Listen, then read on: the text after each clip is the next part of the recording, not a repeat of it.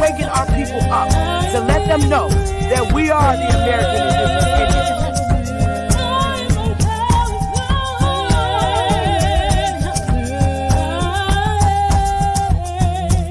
Baby, copper color Indians, baby.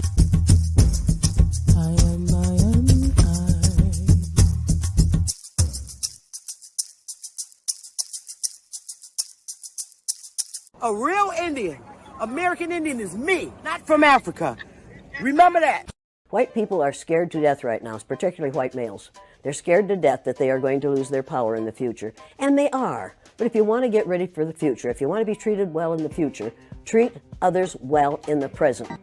Victor Hugo said, "No force on earth can stop an idea whose time has come." The idea of one race, the human race, is an idea whose time has come.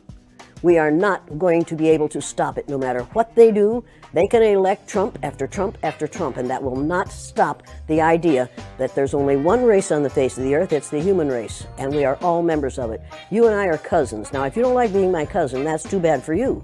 But we are all in the same family. We are members of the family of man. You say that all whites are racist. Can you expound on that? Any white person who was born, raised, and schooled in the United States of America, if you aren't a racist, you're a miracle. Either that or you decided to educate yourself. Because education in this country is about white is right, brown's all right, black's got to stand back. Yellow's mellow, but whites, we educate in a way that says that white males have done all the adventures, have made all the adventures, have done all the discovering, have made all, everything that is good and has been accomplished according to social studies, which is actually anti-social studies, by white males. It's a lie. But we do that in order to maintain the myth of white superiority. The myth of race has to be maintained at all costs in this country. Because if white people have to give up the color of their skin as being something that makes them perfect, what do they have left? If we start teaching the truth about history, if we start teaching about Nile Valley contributions to civilization, it will totally change the way we conduct ourselves in the classroom. It will have to. Columbus didn't discover America. You can't discover a place where people are already living. But we celebrate that every October. It's a lie. We need to get over, we need to stop telling the myths and start telling the truth. Most people will say, I'm not racist. I'm not a racist. Why, some of my best friends are black. Yeah, and then you say, name one. Or this one, I don't see color. And when some woman says to me, I don't see color, I say, I knew that. If you saw color, you wouldn't dye your hair that way. Or I say, if you saw color, you wouldn't wear that shirt with those pants. I believe that you don't see color. It's an attempt to deny skin color. And it's an attempt to deny what's wrong with seeing the color of my skin. Is it all right for you to see me kind of pink? That's okay for me. I don't mind. And I suspect that you don't mind being seen the color you are. You have a right to be what you are. And until people in this country and people in this African Americans here, but they recently moved here from places like Kenya, Ethiopia, Zambia, Zimbabwe, and Zaire. But now the brother whose family's lived in this country for generations, occupying space in all the locations, New York, Miami, LA, Detroit, Chicago, even if he's wearing a dashiki and sporting an afro. And if you go to Africa in search of your race, you'll find out quick, you're not an African American. You're just a black American in Africa taking up space. Why you keep trying to attach yourself to a continent where even if you got the chance to go and you went, most people that wouldn't even claim you as one of them, as a purebred daughter or son of them. Your heritage is right here now, no matter what you call yourself or what you say. And a lot of people died to make it that way. There are some. And we are not Africans. We are not African. Are you an African, baby? I'm not no African. Nigga, you a lying motherfucker. Nigga talking about we African. You African, nigga. I ain't African.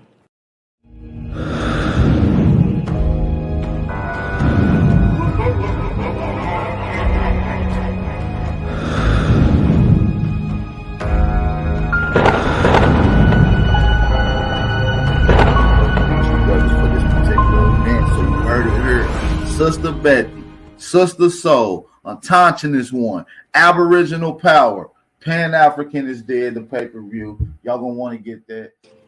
And we are not Africans. We are not African. Are you an African, baby? I'm not no African. Nigga, you a lying motherfucker. Nigga talking about we Africans. And we are not Africans. We are not African. Are you an African, baby? I'm not no African. Nigga, you a lying motherfucker. Nigga talking about we Africans. You African, nigga. I ain't African.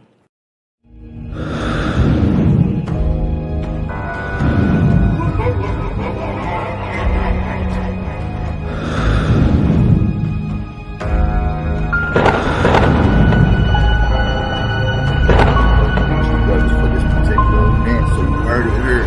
Sister Bethy, Sister Soul, Autochthonous One, Aboriginal Power, Pan-Africanist Dead, the pay-per-view. Y'all gonna want to get that. And we are not Africans. We are not African. Are you an African, baby? I'm not no African. Nigga, you a lying motherfucker. Nigga talking about we African. Hey, y'all. Hey, what's good? All right, smash that like button, y'all. What's good, y'all? Hey, I took the braids out. Natural. Ah. Hey, Chief Police. Marcus, Adam, you. All right, Aduke. Tony Furlow. I am Sheba Lolo. All right now, Lady Libra. DJ. Hey now, my Lisa. Oh my goodness. Oh my goodness. Hey. Oh man, smash that like button. Nicholas Kane. Hey. Oh. All right now, Kahi. How y'all doing? Oh, let's get this camera right. It's so blurry in here. Okay, that gave a little light. Oh my goodness. Get comfortable. The lighting in my living room, aka office, is so. Hey, Chief Herb, DJ, hi y'all. Smash that like button, y'all. I'm on here today, not so much as to give a presentation, but we still can talk about stuff. I'm here today to promote the pay-per-view that's going down in Zoom. And it's going to be myself, Chief Holiday. Let me put the logo up. They sent me a banner to put up. Brand. A banner. They did send me a banner to put up. He sent me this, but they sent me this. Oh, here it is. There we go. Okay, so tomorrow night, entry to the Zoom is at 7 p.m., but it's actually going to start at 8 p.m. Eastern. So they're giving people time to get in. I guess DJ Cut might be, entertaining us a little bit until the folks get in to the Zoom. And the way it's going to be done, you would Cash App, and I believe Elise is putting the Cash App information out there. And it's also going across the banner. It's $20 for the tickets. It's going to be in Zoom. And you would Cash App it to $ Aboriginal Power. And you will get the link, but you must, when you send the $20 Cash App, please leave your email address in the note section of the Cash App when you do the Cash App, because that's how he's going to know who to email the link to get in Zoom to.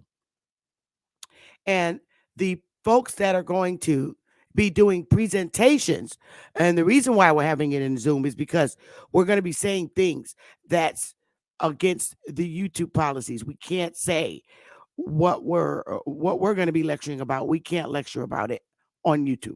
We can't. So the people that are going to be doing the lecturing, at Power, of course, is going to give the eulogy of death of Pan-Africanism. Okay. and the death is tomorrow. We're burying him. I will be speaking. Sister Soul will be giving a lecture. Ab Power will be giving a lecture. Supreme Chief Holiday will be giving a lecture. And the one and only Anahu L, aka A1, aka Autochthonous One, will be all giving lectures. So it's going to be great. We have something great planned to present to you tomorrow so we can bury this Pan-Africanism. And I want you guys to support by purchasing a ticket. Really, we really work hard doing these. Of course, all my proceeds of it is going to go straight to my tribe, Wyatt corporate headquarters, of course. But we really want you to support us, because I never ask for anyone to support me. I rarely do. I do. And I would really like you to please purchase a $20 ticket and come in. It's going to be Friday night. Get your wine, your smoke, or whatever you're going to do. This is not a debate. It's not going, I repeat, this is not going to be a debate. It's going to be a lecture from myself, from Ab Power, Sister Soul, Supreme Chief Holiday, and A1. We will all be doing presentations for you. So when you do come, even if you bring your smoke and your wine or your beer, make sure you bring pads and pencils so you can take notes, because we're going to be lecturing on things and you should take notes. Hey, George. Hey, you should take notes. I really want to see everybody out there in support of this. Now, if you don't want to go and you can't go, but you want to donate, you can donate the $20, but leave an email address for someone you would like to donate the ticket to. Leave their email address so that they could get in and we could send it to them. You can do that. On behalf of Waya Tribe, I am going to be giving away 2 tickets. Okay? I got to find how to pull that link up again.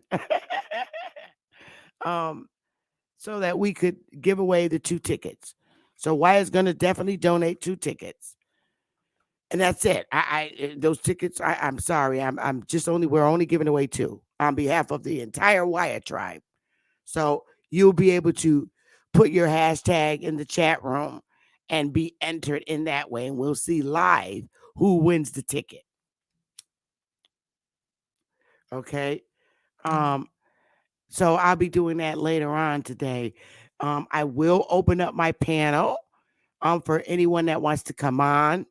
Pan-African is dead.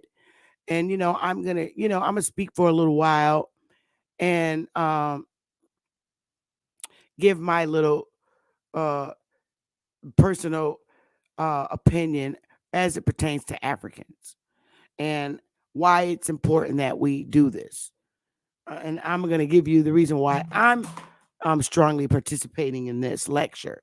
And I was asked and offered, and I felt so, humble. And I did. I felt so good when they asked me if I would join them and give a lecture in this pay-per-view. No one ever asked me that in YouTube. So I'm so happy about that. And also, I don't know if anyone here knows Brother Garfield wants to interview me regarding genealogy on his show. So I'm not sure how that's going to turn out, but he does want to interview me. So I need to reach out to him and figure it out, but I'll let you know when that comes through. So again, the date of the lectures, these are going to be really great lectures. Really, you guys. This is not debating. This is lecturing, our teachings, our lecturings. And it's going to be tomorrow night. Okay, 8 p.m. Eastern. Tickets are $20. And all you have to do is cash app $20 to $ Aboriginal Power and leave your email address. If you choose to donate, please donate the $20 and leave the person's email address you wish to donate the $20 to. Okay? So I think that's real easy. So my personal reasons for going is because I really want, it's going to be a lot of people there, and I really want people to hear my research and what I'm finding here in Connecticut, and it's almost also my way of making it very clear, because there's a lot of real Africans, real Africans, not the play ones from here in North America. Our people, the Pan-Africans, think that we hate Africans, and that is just not the case. I mean, I hate when they say that. And it's not that I hate myself and hate Africans. That's not true. It's not true. And I explained to this woman today that is African. Look, I don't hate Africans. I have no reason to hate them. Okay. But the problem is the fact that we copper color people, and I am very copper colored, we could be from any landmass except North America, which is a lie. No one in our history here came on slave ships. That's a lie. We don't have African features. Just like some of us do have the same color, but that's it. That's all they look at is the color. That's all they look at is the color, our color. All right. They don't look at nothing else but just our color. Oh, yeah, you're African. Okay, well, that's funny because nobody in my family is African. Nobody in my family has claimed to be African. I never heard a story in my family about a history of our people coming on slave ships and being beaten. Never. Okay. And I can go back to my great grandmothers, okay, who was born in 1908, and they know history, never heard of a story of us being from that landmass. And we're finding, the more I research, I'm doing some incredible researching and working with a colleague of mine up in Mass. I can't wait to give this lecture. I can't wait to give this lecture. I've literally, I can't close it out for a fact until I've had the information in my hands. But I'm finding out, and y'all bust this shit. The 1492 Atlantic slave trade turning out. Oh, there's an alternative payment for Zelly Dadon at gmail.com. He also has that's a PayPal, I believe. I believe he has a PayPal too. I'll find out. They'll be over here in a little while. Matter of fact, let me text him. Give me a minute, you guys. Let me text both of them. Hang on, you guys. Give me a minute, all right? Give me a minute. I'll play this again. Give me a minute while I text him. And we are not Africans. We are not African. Are you an African, baby? I'm not no African.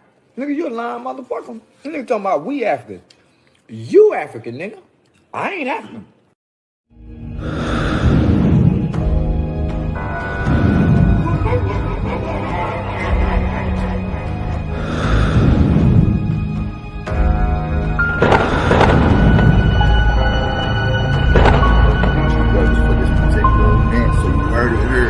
Sister Bethy, Sister Soul, Autochthonous one, Aboriginal Power, Pan-African is dead, the pay-per-view. Y'all gonna want to get that. And we are not Africans. We are not African. Are you an African, baby? I'm not no African. Nigga, you a lying motherfucker. Nigga talking about we African. Hey. So I just sent them the link And they should be over here in a little while because I believe they're live too. But I just finished sending them the link. So, I let them know that.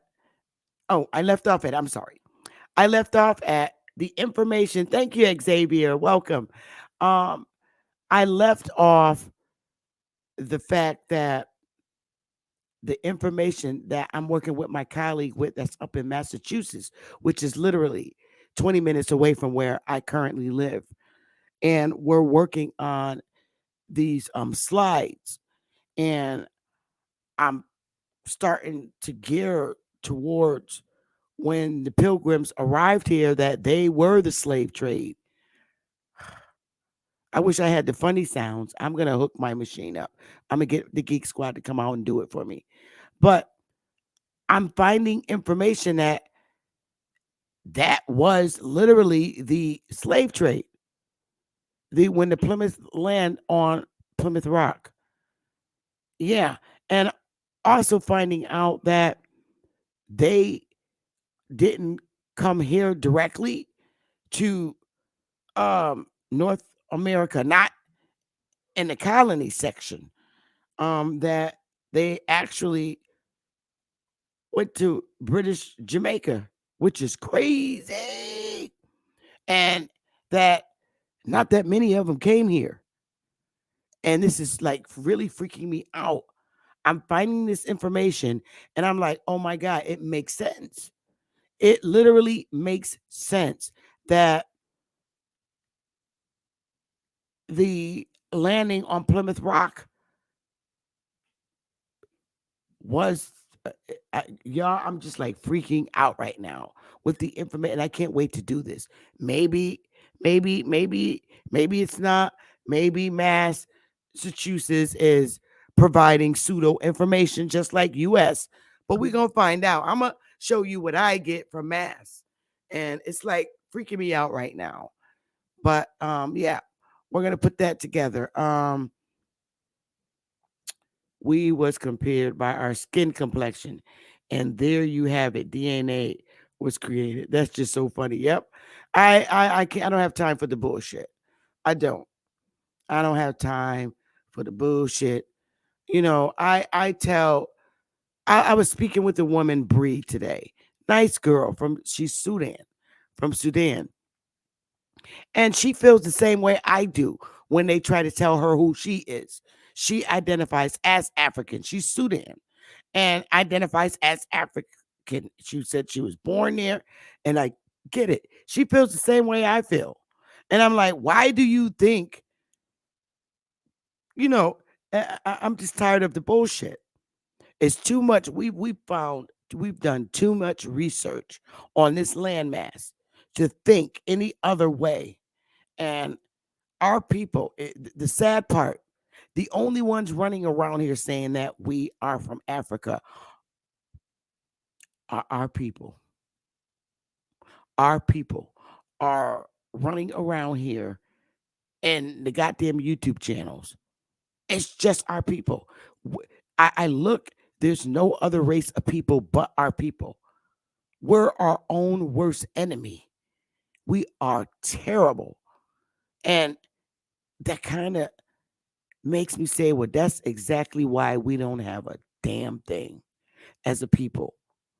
We are disgusting. We have become disgusting. And we hate each other so much, so bad. It's at an all-time high. The more we identify and understand and acknowledge who we are after so many lies have been told about our history, and after joining other religious affiliations, that did a number on us. It did a number on us as a people. Religious groups don't even like other religious groups. It's fucking crazy. But they teach love.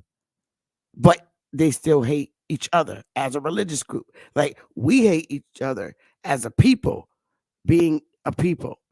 And the religious groups hate each other as religious groups. Like the Baptists hate the Methodists. The Baptists hate the Jehovah's Witnesses. It's fucking crazy. It's crazy. They bad religious affiliations that our people are in bash each other. Just like we bash each other individually as a people, the religious groups bash each other too. Jehovah's Witnesses think they know every fucking thing. Church of the Latter-day Saints feel they got the truth. It's all freaking crazy. So you got Baptist, Methodist, you got the Puritans who think that we're crazy people. It's wild. Catholicism, you don't too many see.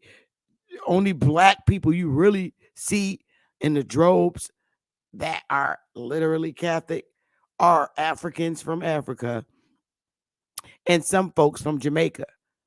And it's crazy because they want to be that close. But, you know, with my research, like I said, the slave boat landing, from what I'm hearing, was in the British West Indies and Mass. It's crazy as hell. Yeah, we've been brainwashed like crazy as a people. But our grandparents weren't brainwashed. They were only brainwashed into Christianity, not who they were. That's the crazy thing.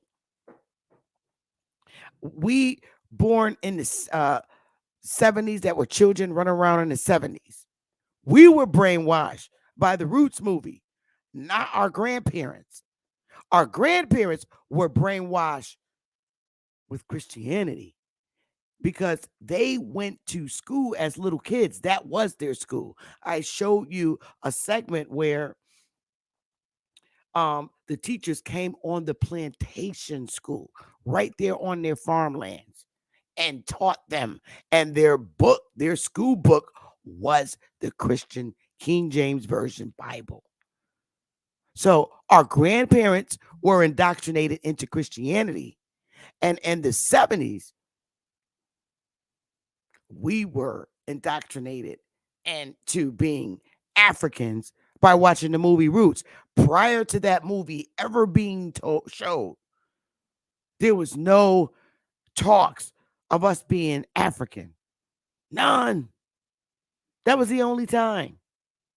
Now, prior to that, and during that time in the 70s, they came out with the movie making fun of us, King Kong.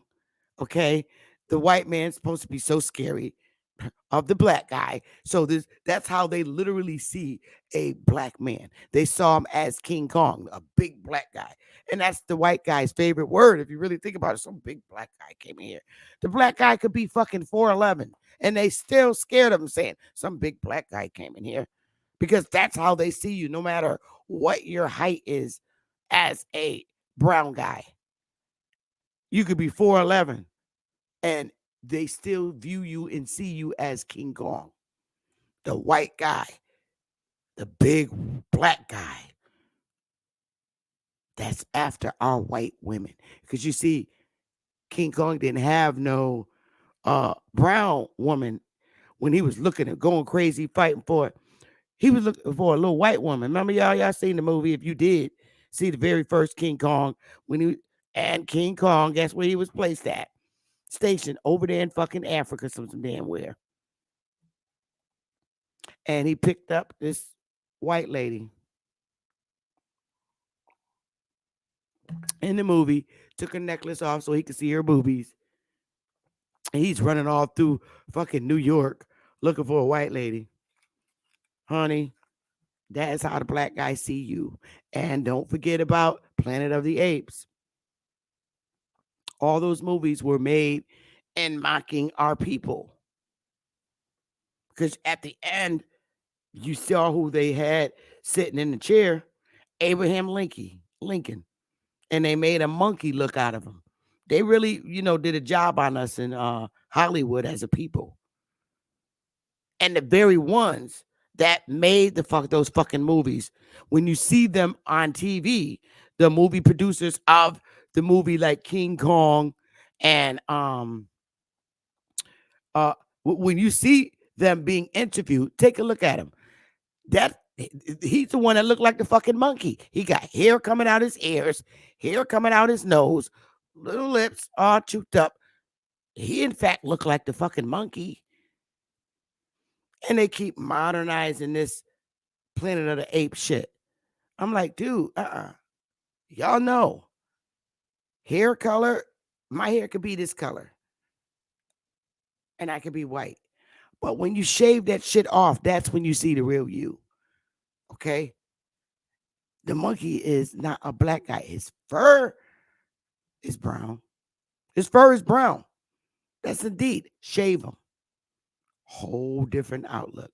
Shave him and put a motherfucking suit on him. Shave him. I have to keep playing this, y'all, because I'm advertising. I promised that I would. And we are not Africans. We are not African. Are you an African, baby? I'm not no African. Nigga, you a lying motherfucker. Nigga talking about we African. You African, nigga. I ain't African.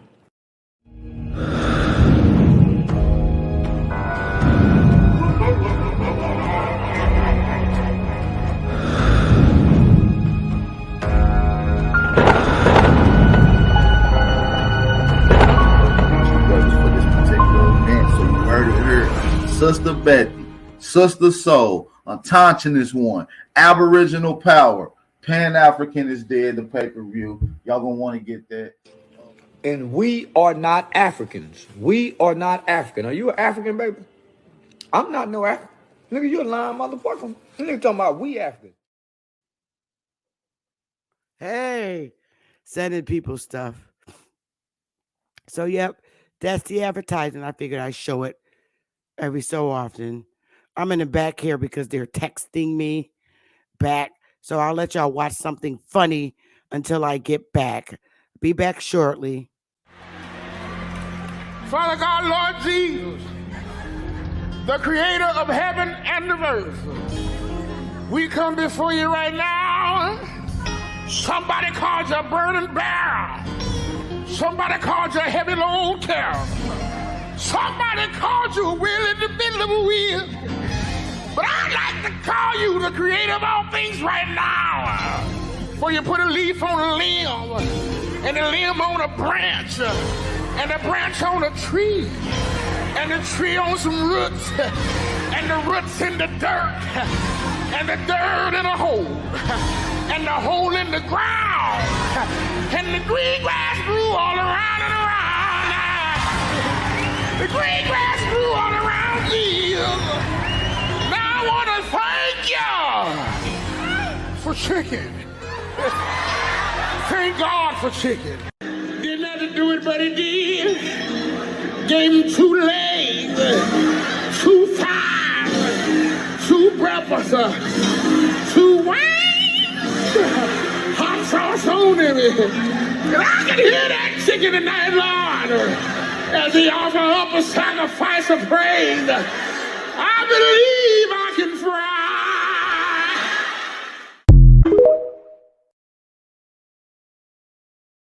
The ultimately funniest thing ever on TikTok, because I like watching TikTok. TikTok put me to sleep. TikTok is dangerous because you can't put it down because there's so much funny stuff out there. And they really trying to drag that channel off, y'all. But anyway, I would like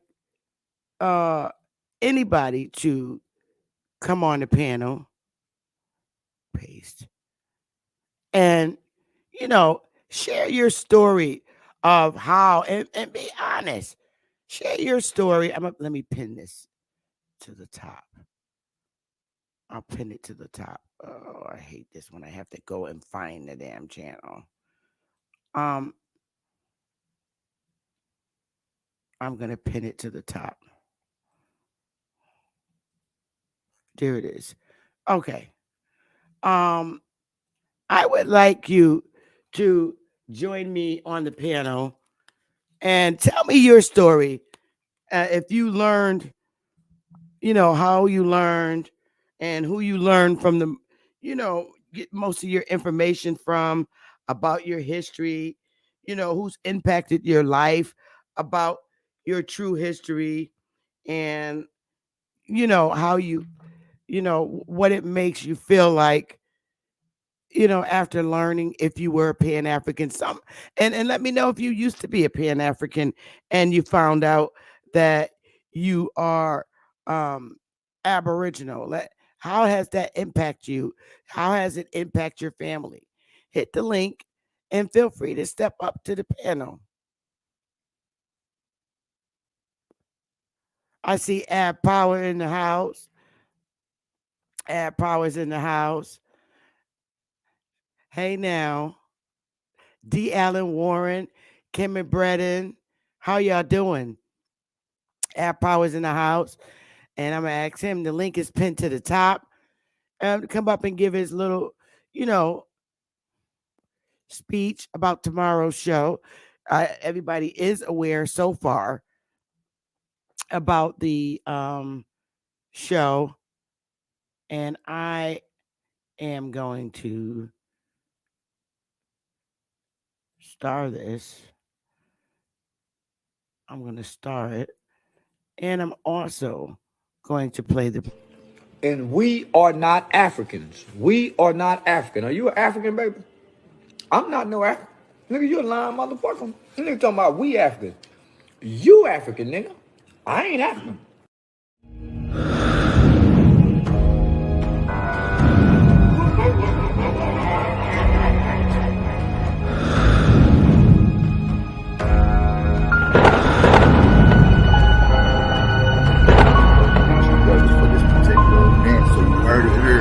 Sister Bethy, Sister Soul, Autochthonous one, Aboriginal Power, Pan-African is dead, the pay-per-view. Y'all gonna want to get that. And we are not Africans. We are not African. Are you an African, baby? I'm not no African. Nigga, you a lying motherfucker. Nigga talking about we African. Oh, yeah. So I hope that everybody is going to be able to attend that's here in the chat room. It would be a beautiful thing. Throw me up some fire if you're going to attend, support us by attending. I would really like to know. Throw up some fire in here. I'm going to be the first one to throw up some fire because I know I'm lecturing. I'm definitely going. And again, this is not a debate. It's a lecturing. Total difference. Total difference. And we're asking you to bring your pens and pencils because I know that after they're gonna have, you're gonna have a chance to ask questions. So everyone, all are invited. All are invited because I'm definitely going.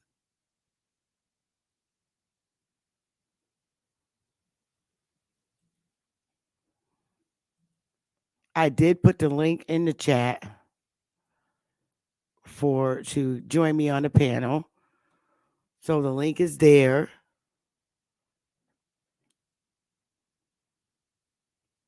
Now we're going to join.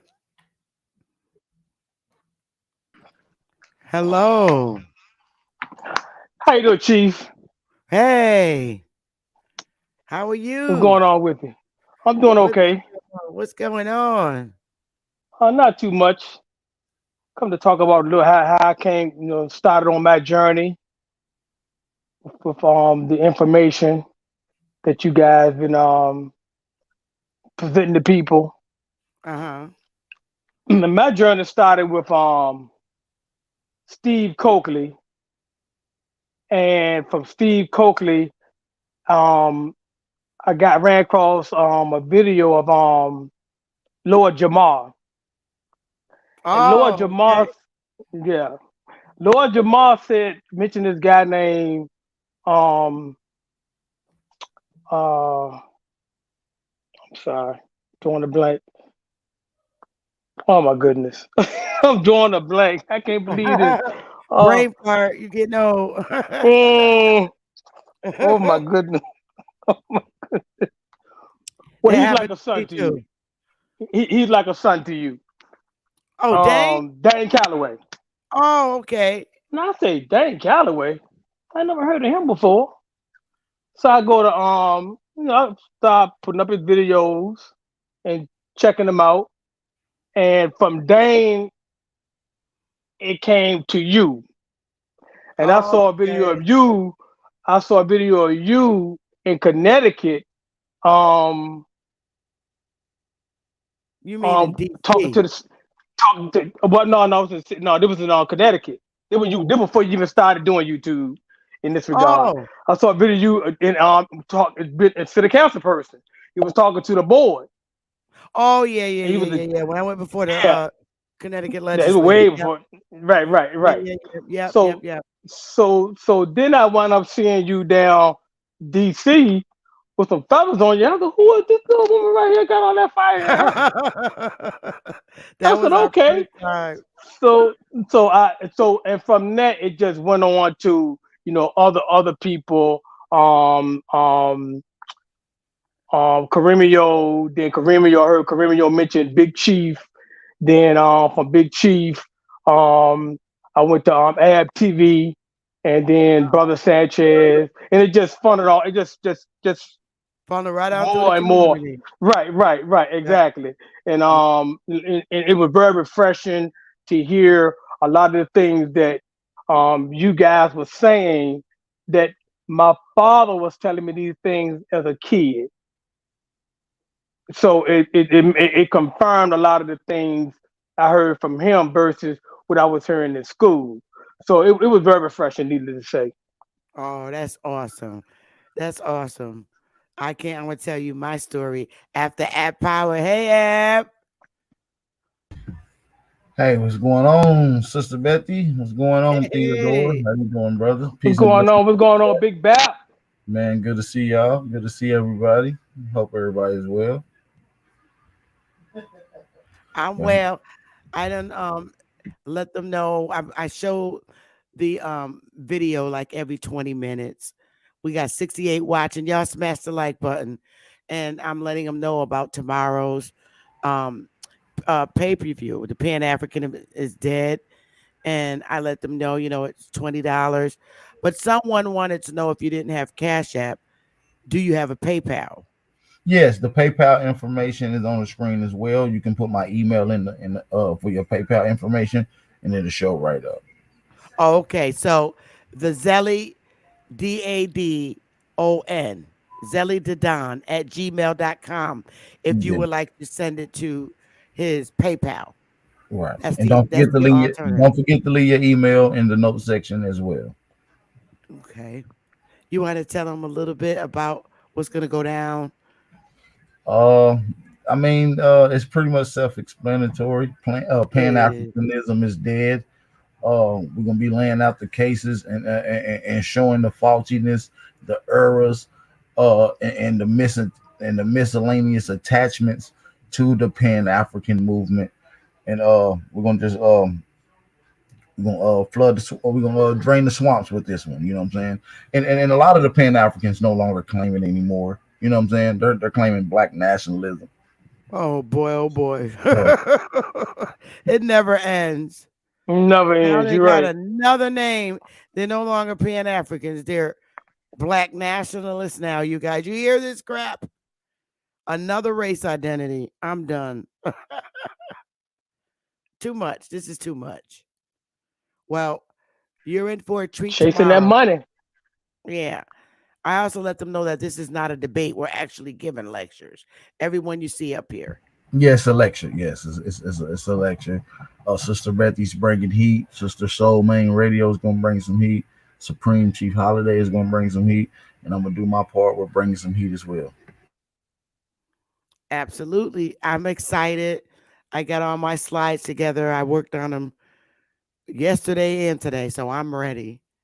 And Good. I've I'm been working on some excited. stuff too. So I know Sister Soul's putting some stuff together. I know she got some heat.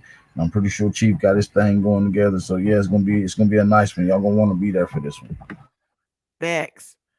So we have the information. I know Chief Holiday and I'm alive, but I wanted to come over here and, let everybody know on this end that they should come. You guys should come because you're gonna get um different perspectives of basically the same thing, but everybody has different personalities and different ways of presenting information. So you're gonna get different perspectives of the death of Pan Africanism. Yeah, it's gonna be dope. I can't wait to see some of your the empresses bring some of their information dedicated towards this topic. It's gonna be very, very, very high energy, a lot of information. So make sure y'all bring your notepads, pens, get your phones out, however you taking notes. It's gonna be one of those ones. So y'all gonna want to be here. It's gonna be very, very informational, driven lecture. So And I believe he said the entry time is at 7. So you could come in at 7 Eastern and you'll be entertained by DJ Cut until, but the actual start time is 8 it's eight p.m. o'clock. Yes. Okay. Okay. And also, if you don't want to go and you know you can't make it because you got to work and you can't be there, you can also donate $20 and put the person's email address in the section that you wish to donate, that you're donating to. And if you're not able to get it, you can watch it later on pre-record. It will be it will be recorded.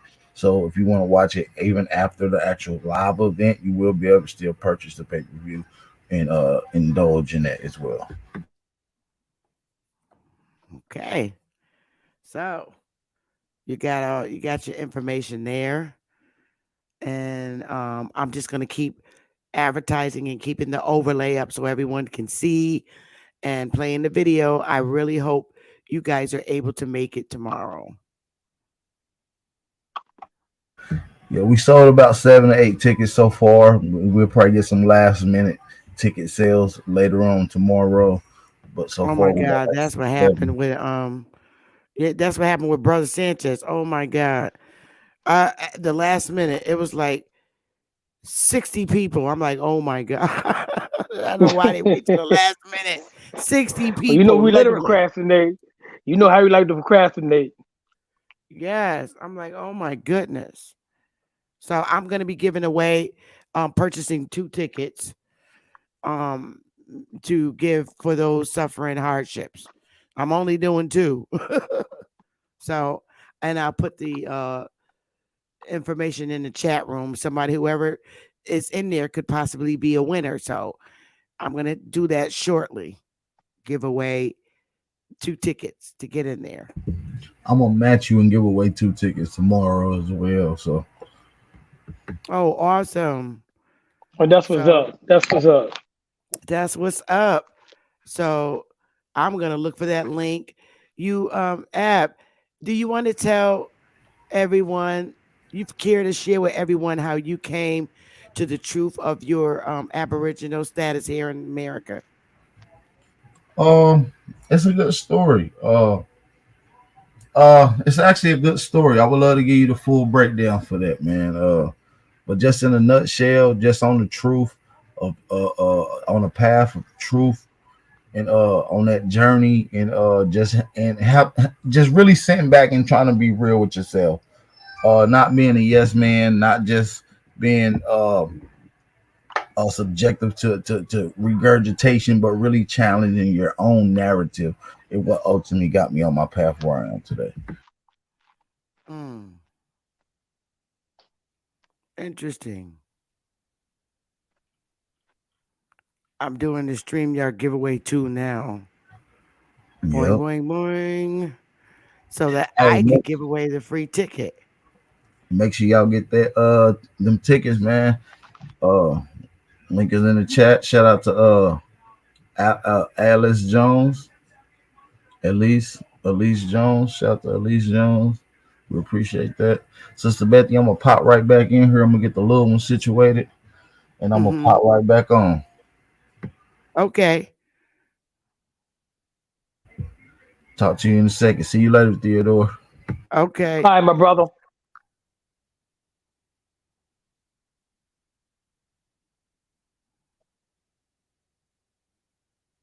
Okay. Street broadcast page. Oh boy, oh boy. All right. I'm doing like it says on this StreamYard. Da da da.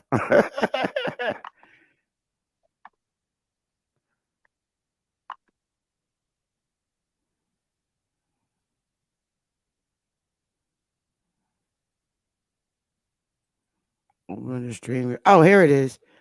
I got it. I found it.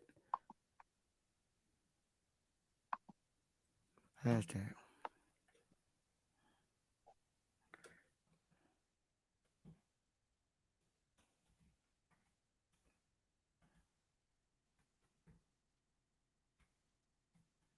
All right. All right. So here we go, you guys. I'm going to give away 2 tickets. And what you have to do is, all right, here we go. What you got to do, oh, where did you guys go? I know I'm in here. Oh, where did you guys go? Oh, there you go. There you go. Let me take this overlay down. Oh God, just to put up another one.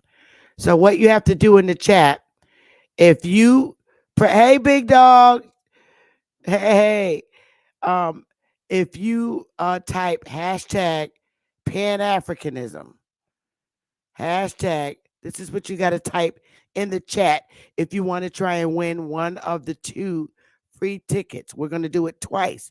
So you type hashtag Pan-African. Let me make sure I got that right.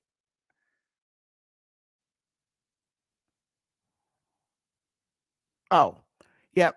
So you would type, I'm sorry, hashtag Pan-African is dead. There you go. Now I'll put it up here so you could see that, all one word. Hashtag, if you want to win a free ticket for tomorrow night's show, just type in the chat, hashtag Pan-African is dead. Yep. No dash in it. No dash. All one word. Lex, I'm going to whoop you. Hashtag Pan-African is dead. There you go. So I'll give y'all a little while to keep typing it. And then I'm going to do the drawing. Hey, big dog. The link is pinned to the top. Hashtag Pan-African is dead if you want to win the free ticket. And then I'll do the share screen and we'll get it in. This is the fun part. So far, I got 4 entries.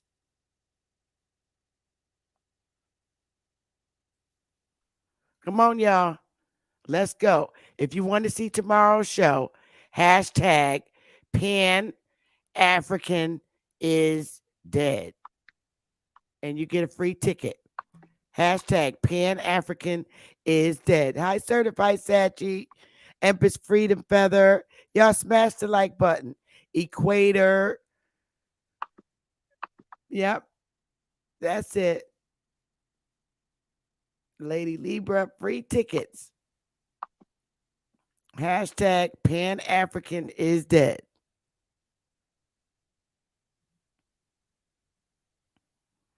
Let's see. I'm thinking about, let's go. I could play a little bit of music to get us into having some fun. Come on, y'all. Hashtag Pan-African is dead. Let's go. I got 6 people. Come on, y'all. Oh, no. This stupid thing. Hashtag. Let's try it again, y'all. The stupid thing. Okay, we got 7 entries. Come on. Let's go. Let's go. Let's go. Let's go. Let's go. Let's go. Pan-African is dead. Hashtag Pan-African is dead. In about 60 seconds, if you type hashtag the public enemy, hello, we're giving away 2 free tickets, and App Power is going to give away 2 free tickets. So it looks like it's 4 tickets. So I'll do 4 tickets. So now we got 4 tickets.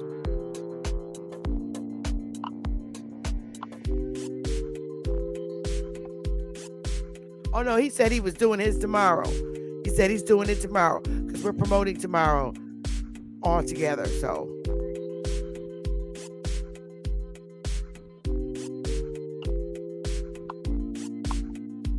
All right. Let me go and see what we got. I'm going to do a share screen. Oh, wow. We only got 7 people. All right. So let me do a share screen. Here we go. I'm going to draw. Don't forget, we're doing one more after this. Let's see who the winner is.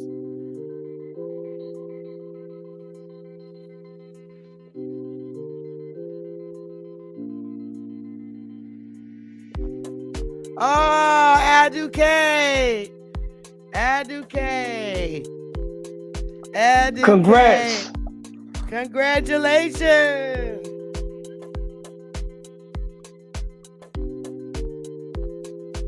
So, Aduke,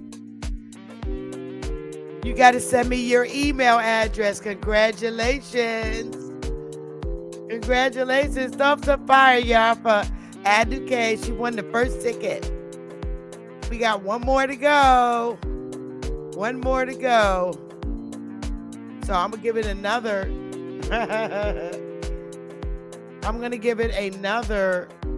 I'm going to go. We're going to draw again. All right. Let's try it again. Let's see who's next. Share screen.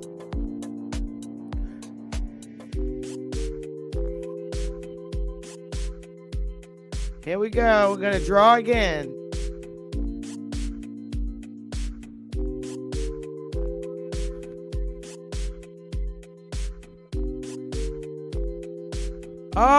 Oh!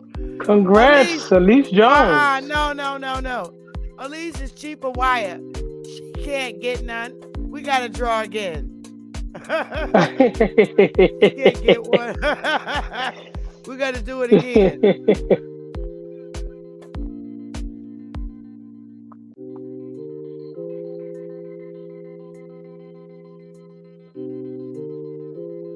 Certified Sachi.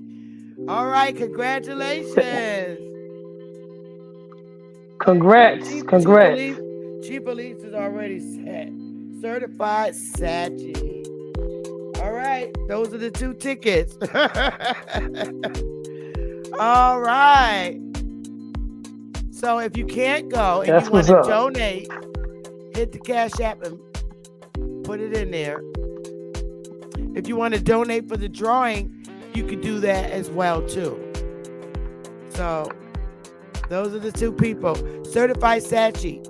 You have to send me your email so that we can send you the link. 2 hours before the show is when everybody will get the link all at one time. So 2 hours before the lecture tomorrow in Zoom, you will get an email to come into Zoom.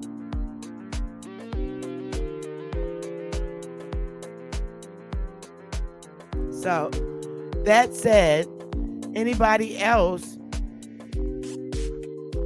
want to come on the panel, please join us. Come on up.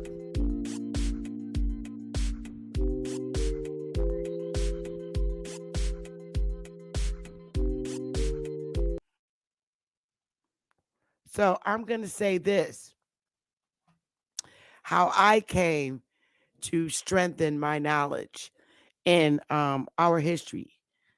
When we were little in the 70s, we watched Roots. And we cried when Kunta Kinte got caught in the net. And we cried when his foot got chopped off. We cried when they put him on the ship. And that's when our grandmother said, well, why are you crying? You're not African. That's when we were told we were not. He said, y'all ain't no African.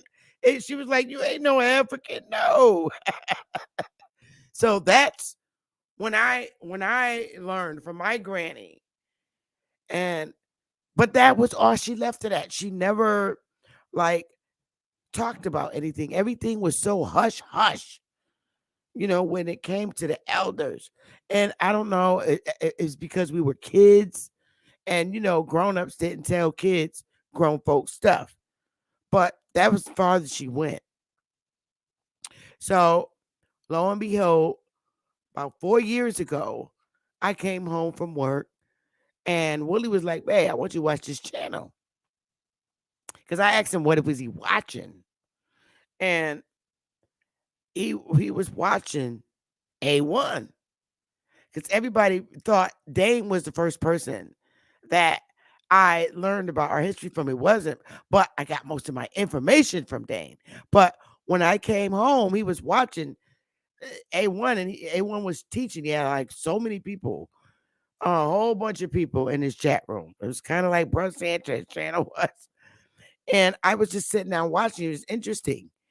So I watched him. I would watch him when he come on. But back during that time, A1 came on a lot. He didn't, not like he is now.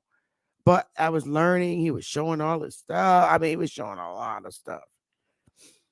And so that became one of my channels to watch. So then I came home again. And of course, Willie, because he gets home before I did from work back there in that time. He was watching Dane.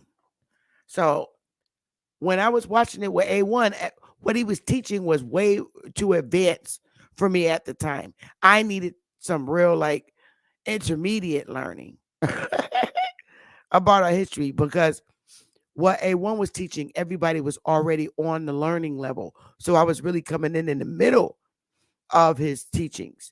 And I needed to know more about the beginning before I could like just understand what he was teaching and talking about. But I learned a lot from his channel. So I went back and watched all his videos, and he had a lot. I didn't watch all of them because he had so many. But then I came home and he was watching Dane. So the video that I was watching at this time, he had already made a bunch of videos, a bunch. But this particular one was a basic one for me to understand. And back then, his screen used to be like red, real red in the background. I don't know if you remember when he first came on YouTube and you seen his background was like a red. I can't hear you for some reason. Is your mic muted? Hi, Addie K. Oh, there you go. And Hello, Sister hi. Bethy. Hi, thank you so much for bringing me on the piano, Oh, allowing me to come on the congratulations. piano. Thank you Oh, so much. oh, you're welcome. And I'll get your email in a minute. Oh, you do have to mute because you got a background coming. Give me breathing. I do. Do it. Yeah, you got a feedback coming. Okay. Yeah, you might have to mute it because I'm echoing. But anyway, so I was the one that I came on that he was giving a lecture on was my favorite one. It's my all-time favorite one, the slave ships. I don't know if you've seen that, but he was showing the story about the damn slave ships. And I mean the slave schedules. That's right, the slave schedules. And the favorite word that just made me laugh so hard because he had like a southern accent, but he's not from down south. He's from DC. But I guess it was just his humor in talking. But when he was showing the numbers, he was saying they even put some numbers in there. Somebody lying. Oh God, I just thought that was so hilarious. And what I would do was just keep rewinding it back to the part where he was saying, and they put some numbers up there. Or they don't put some numbers up there. And I just watched it. So that turned out to be one of my favorites. So I took favoritism. And what I did, I swear for God, I shit you not. I took 2 days off of work, 2 PL days. And I sat my ass home eating and I watched all the videos he had on his channel the whole 2 days. So the third day, And I enjoy all of them. Because I was like, wait a minute. He's a little bit over Mookie's era. How the hell he know all this? And because he was showing videos from when like my aunts and uncles were in school. And I knew by the background that it was kids in the classroom during the late 60s, or maybe even early 60s. And I'm like, how he gonna be? What do he know about this? And I'm like, how is he getting this information? And he's so young. He's like not that far in age. Well, he's hitting 40 if he ain't 40 now. But that's still to me Mookie's era because Mookie's 31. And so I'm like, this kid, I'm like, he's amazing. So I shit you not, I took 2 PL days off because I never take time off of work. And my boss number was really wondering if something was wrong with me because I never take time off. And 2 days in a row like that, I just did not do it. But that was so good. It was like watching freaking Empire. You know how that's good. Empire was good. And you was not, don't call me when Empire's on. Don't call me when Scandal is on. So this was one of those things. I said, oh no. And so Willie came up, babe, you watching all that movie? I said, yep. That was 2 days. It took me 2 days to watch all of his videos. And I watched them. And it was easy because his videos weren't that long. They were in like, a lot of them were like 20 to 30-minute segments. But when he was on live, he really would stay on for 2 and 3 hours. I remember that. And he stopped doing that shit. He would stay on for 2 or 3 hours. And oh, I loved it. I hate it when he would come on. And I would get so goddamn mad because he would upload a video and I got all my stuff that I'm eating and it's for 10 minutes. Oh, I used to get so mad when I see them 2 goddamn X's come up. I was like, oh my God, I want to beat the shit out of him. Because he would put the preview up that it was coming on, and then you sit down and watch the damn thing, you eat, and I'm like, that's it. I had food in my mouth and everything. It was like 10 minutes, and I know you can relate what I'm talking about.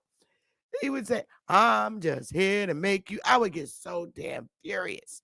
So I have no clue how I end up on the phone with him and the back thing. And Willie came home and I said, hey, babe, I'm on the phone with Dave. He was like, what? And I was kind of lucky because he don't call people and talk to people. But I guess I was of interest like an auntie. And I got to meet his family, who are really beautiful people. His mom, his sister, his wife, his kids. All of them are, really great, decent people. Only one I didn't get to meet was his dad, but everybody else, And from there on, that was pretty much my favorite channel. So I always looked forward to watching the shows. Even now, I go and I watch them. But that's another story. I always know because I get the links that he's uploading and I go watch it. So after that, Willie turned me on to all the channels that I watched, by the way, because he was a YouTuber. Then I became a YouTuber. So then I met Chief Holiday. That's the order in which I met them in. I swear, A1 was the first one. Believe it or not, everybody thought it was Dane, but no, it was A1 where I started. Then Dane. And then he said, babe, turn into this channel. This dude is funny. I want you to subscribe to his channel too. And that's when I met Chief Holiday. And I developed like a sister-brother relationship with Chief Holiday. I really did. Because he's like one of my brothers. He's like more like my brother Tyrone. My brother Ty lives in South Carolina. One of 12. But I began listening to him, and he was more of a controversial lecturer. And he used to say funny shit. And I just thought he was hilarious. And I met Gretchen, and then I met all the other people that he was associated with, like Ty Data, all those different people he used to be with. And then I became close because after I met Dane, I bought his book, right? And I did my genealogy by his instructions.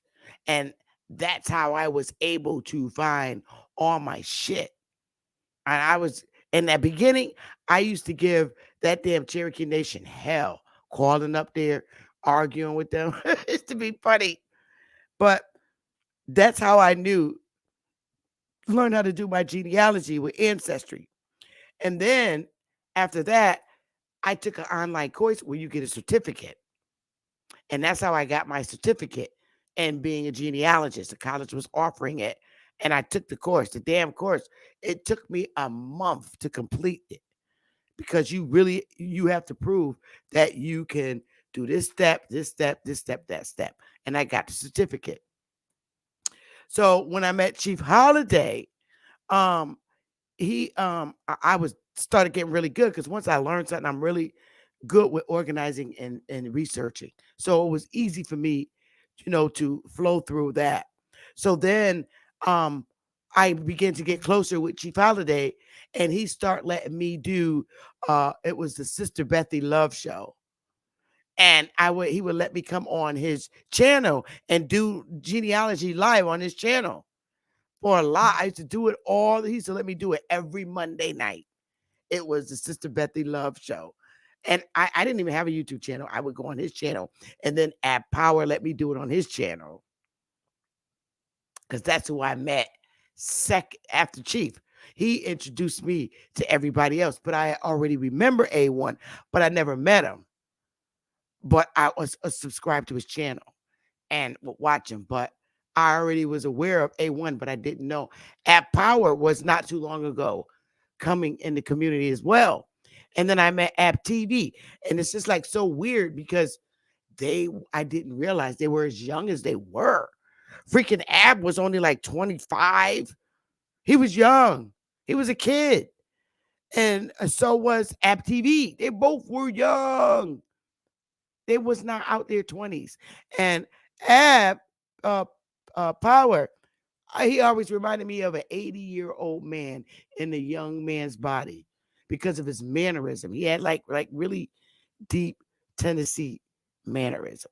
So that's how I met everybody. And from there, I just got my own channel and I started doing genealogy on my channel and growing and growing and growing until I met a group of people. And that's where we started off with just buying land. It was like 40 of us. 40, I can't remember the number. Well, 43 to be exact. And we came together. We were not a tribe. We were not. We just came together. It was 40 of us. We put our money together and went and bought some goddamn land in South Carolina. And then that grew. And now we set it aside to buy it in 3 other states land. So now we're a tribe. But that's a big story. We went to DC. We had fun. We went to DC twice, and we went to South Carolina once. Yep, once. Because after that, our next trip back to South Carolina was our very first tribal wow. And that was last year. And we're getting ready to have our second one this September the 9th. And we're just a very close-knit tribe of people. Very close. It's real personal with us. So that's my journey. And I've been so busy with tribal stuff, and the brothers and sisters stepped up to take a lot of the responsibilities off my shoulder because I was doing too much, and they're taking over now, which gives me time to be on YouTube and go back to doing genealogy. I already started setting up genealogy appointments, doing the things that I used to do. So I have appointments set up to do genealogies, and I started calling. So not only am I doing more of my tribe members' genealogy, but the public as well. So that's my journey, and I just never stop. I just think this is fun. YouTube is my escape. It really is. YouTube is my escape. And one of the researching now, I got 5 years in, well, almost 5 years of genealogy research in our history. And I thank a lot of people from different state agencies that helped me to find some stuff. And People in other states are very cooperative and pleasant and helping me find information. So I'm never going to stop. And I enjoy YouTube. I do. It's my escape. When I'm not on live, I'm literally in the people who I learned from and I still learn from chat rooms, supporting them, so um yeah, and it is what it is. I love sharing information with our people, and I think it's essential.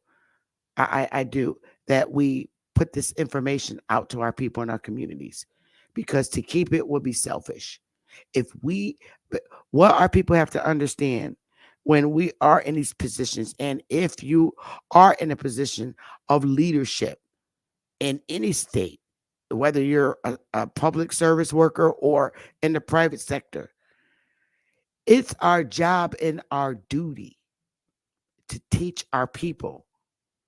It is not foreigners and school teachers' jobs to teach our children and our people. We have, as a people, we have to teach. It's our it's our responsibility to teach the people in our community, because everybody in our community are not into deep education, history, and all of that. They are very hands-on people and gifted and talented, and they're not into research. So those of us that are into it, we're supposed to teach the people in our community. We really are. We're supposed to help square out the lies and take out the lies. It's not the foreigner's job. And you don't want foreigners teaching your people, or they're in the community, your people in your community. You don't, about your history, because that's the problem right there. We're being taught and by foreigners who have been indoctrinated to teach us as a people in our school systems, even people that look like us. Sometimes it could trick you because they're really not us. And they're hired to teach us in the public settings, colleges, universities. But it's up to us, once we learn those tools about researching, to get the truth out to our people. Because if not, we're going to keep continuously being taught lies about our history. And we know that it was definitely a collective effort to hide our history from us. And that was by the help of our very own people. And it started with indoctrinating our grannies in school when they went, because their school was church. Our school is the public education system. But by the time grannies finished indoctrinating you and making you go to church, because if you were Southern in the South, you got an ass whooping if you didn't get your butt up ready to go to church. That was punishment grounds. So we got beat and we got spanked in church if we talked while the pastor talked. So we were indoctrinated the same way our grannies were. And that's all they knew was, oh, you got to go to church, because they were forced into that religion. But I'm glad these days we're able to step out. And I tell people this all the time. When we were little, we saw a picture of a white guy on a cross, and we were taught that this man died for you. And that's a very bad thing to do to little brown Indians. It is. Because if you're telling them that we got to pray and go to him to be saved. So a lot of us brown kids grew up looking at white people in a different manner. We thought that they were the superior, and because that's what we were taught. We were taught that we weren't cute. Our hair wasn't nice, but everything that was white was bright and right. So, yeah. And that was being an adult now and taking up, I have my MSW and learning social work and mental health issues. That was a job done on our people, indoctrination, because our people in church literally believed back in the 70s that we had to pray to a white Jesus. And we feared that picture. But my granny didn't have that picture in her house. They refused because she knew it wasn't right. And my granny, when she became an adult, she didn't do it to us. She did not. She was more like militant about it. When she became an adult, she wouldn't go to church. She would not force us to go either. She went, I remember her going one time, and her girlfriend said, "Oh, Dot, go on up," because they called her Dot. Her real name is Dorothy. And they called her Dot. "Oh, Dot, go on up and get prayed for." And at that time, my grandmother was in her late 40s. So she went up, and I remember this as a little girl. The pastor asked her if she believed that Christ died on the cross, rose on the third day. And my grandmother said no. I remember that. She said no. And everybody was embarrassed by that, her girlfriends, because she said no to pastor. She said, "No, I do not believe that," and walked out the church. So that was Granny, but I was just a little girl. You talking about me being like 7 or 8 years old, but I remember that. I will never forget that. I didn't understand it. My mother stood right because my mother was like warrior. At that time, my mother was in like her 20s. And my mother, was looking around because my mother was like warrior hood. And back that time, she dared somebody to say something to her mother's ready to whip somebody's ass. Oh, DG. That's what they call it, DG. My mother, if somebody said something to her mom, which explains why I got my attitude. But anyway, that was it. And never forced us to go to church. Now, I did go on many journeys trying to find some type of mechanism, coping mechanism. So when I became an adult to make my own decisions, I've been every fucking where. Believe me. I went to the Muslims. I did not like that because when I got in the door, now, let me say this. Out of all, I went to the Muslims, I went to the Hebrews, Jehovah's Witnesses. I used to take the Bible lessons because I liked anything to do with school. So when I would take their little Bible lessons, I would answer those questions and mail them back. Back that time, you mailed it in and you get your answers correct and they send you the next book. But I got tired of that. So that didn't work out. And I went to the Hebrews. And now I was with the Hebrews for a minute up there in New York. I went to the Muslims. The only thing I didn't like, I out of all of the religions, I always tell people, out of all the religions that I visited and tried to become a part of, express interest, was the Nation of Islam back in the 80s. I really do. And I still to this day like them. What I like about the Muslims, Nation of Islam, I like how they teach the woman how to talk to the man and the man how to talk to the woman. That's what I really like about Nation of Islam. I do, the respect, and I like the discipline that they teach them. I do. I'm just like a fanatic for it. And I'm surprised that I never became a Nation of Islam. I think I got kind of ticked off with a sister captain. And after that, I got ticked off. I never went back. But they tried to get me to come back. I didn't. But I still to this day admire that of all religions in the world, Nation of Islam is what I truly do admire. I do. I think what happened was, I know what it was, because I wasn't a member, but I would go to the meetings at the temple. I would go because I liked it to hear the brother minister speak. And I went, and I didn't know the real dress code. I had on my Hebrew Israelite outfit. Because I did. I had, because I was leaving them.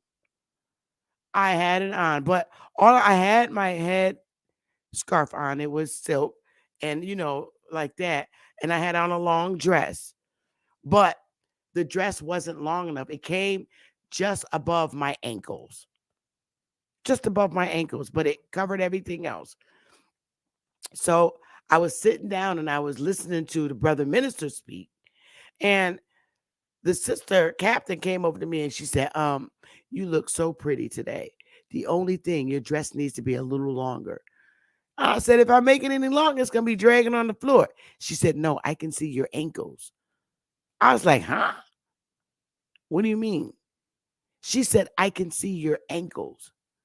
I'm like, what the fuck? She said, oh, well, yes, ma'am. Yes, ma'am. I can see your ankles. And I said, well, who should be looking at my ankles in here? She said, girl, you know how these men is. I said, miss, my ankles, I could see if she said kneecaps, but my fucking ankles.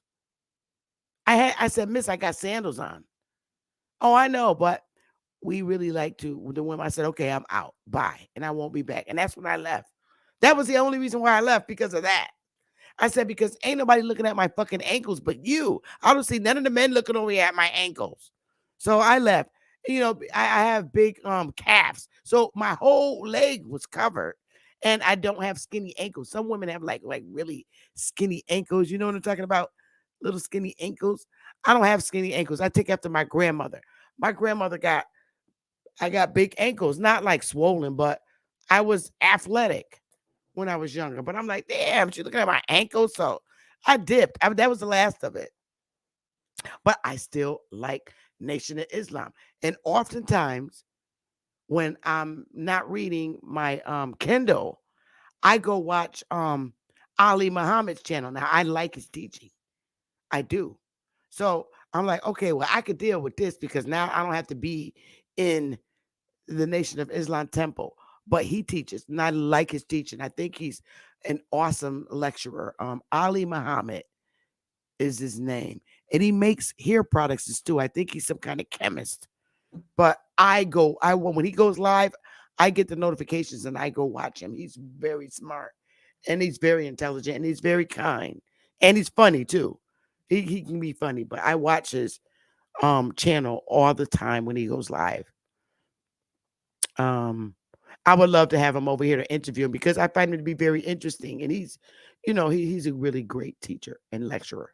He really is. But that's my journey, and I know I talk you out of death. Can I play this commercial? And then I would like to hear from Aduke. Hey, Gretchen. And I would like to hear from Aduke if she has something to say after I play this commercial for everybody to see. And we are not Africans. We are not African. Are you an African, baby? I'm not no African. Nigga, you a lying motherfucker. Nigga talking about we African. You African, nigga. I ain't African.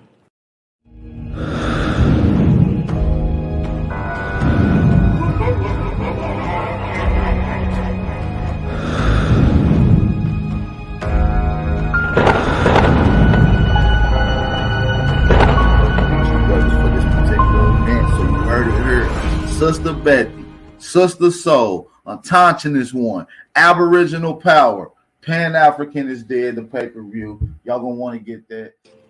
And we are not Africans. We are not African. Are you an African, baby? I'm not no African.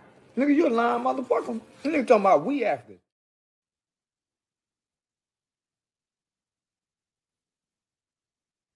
All right.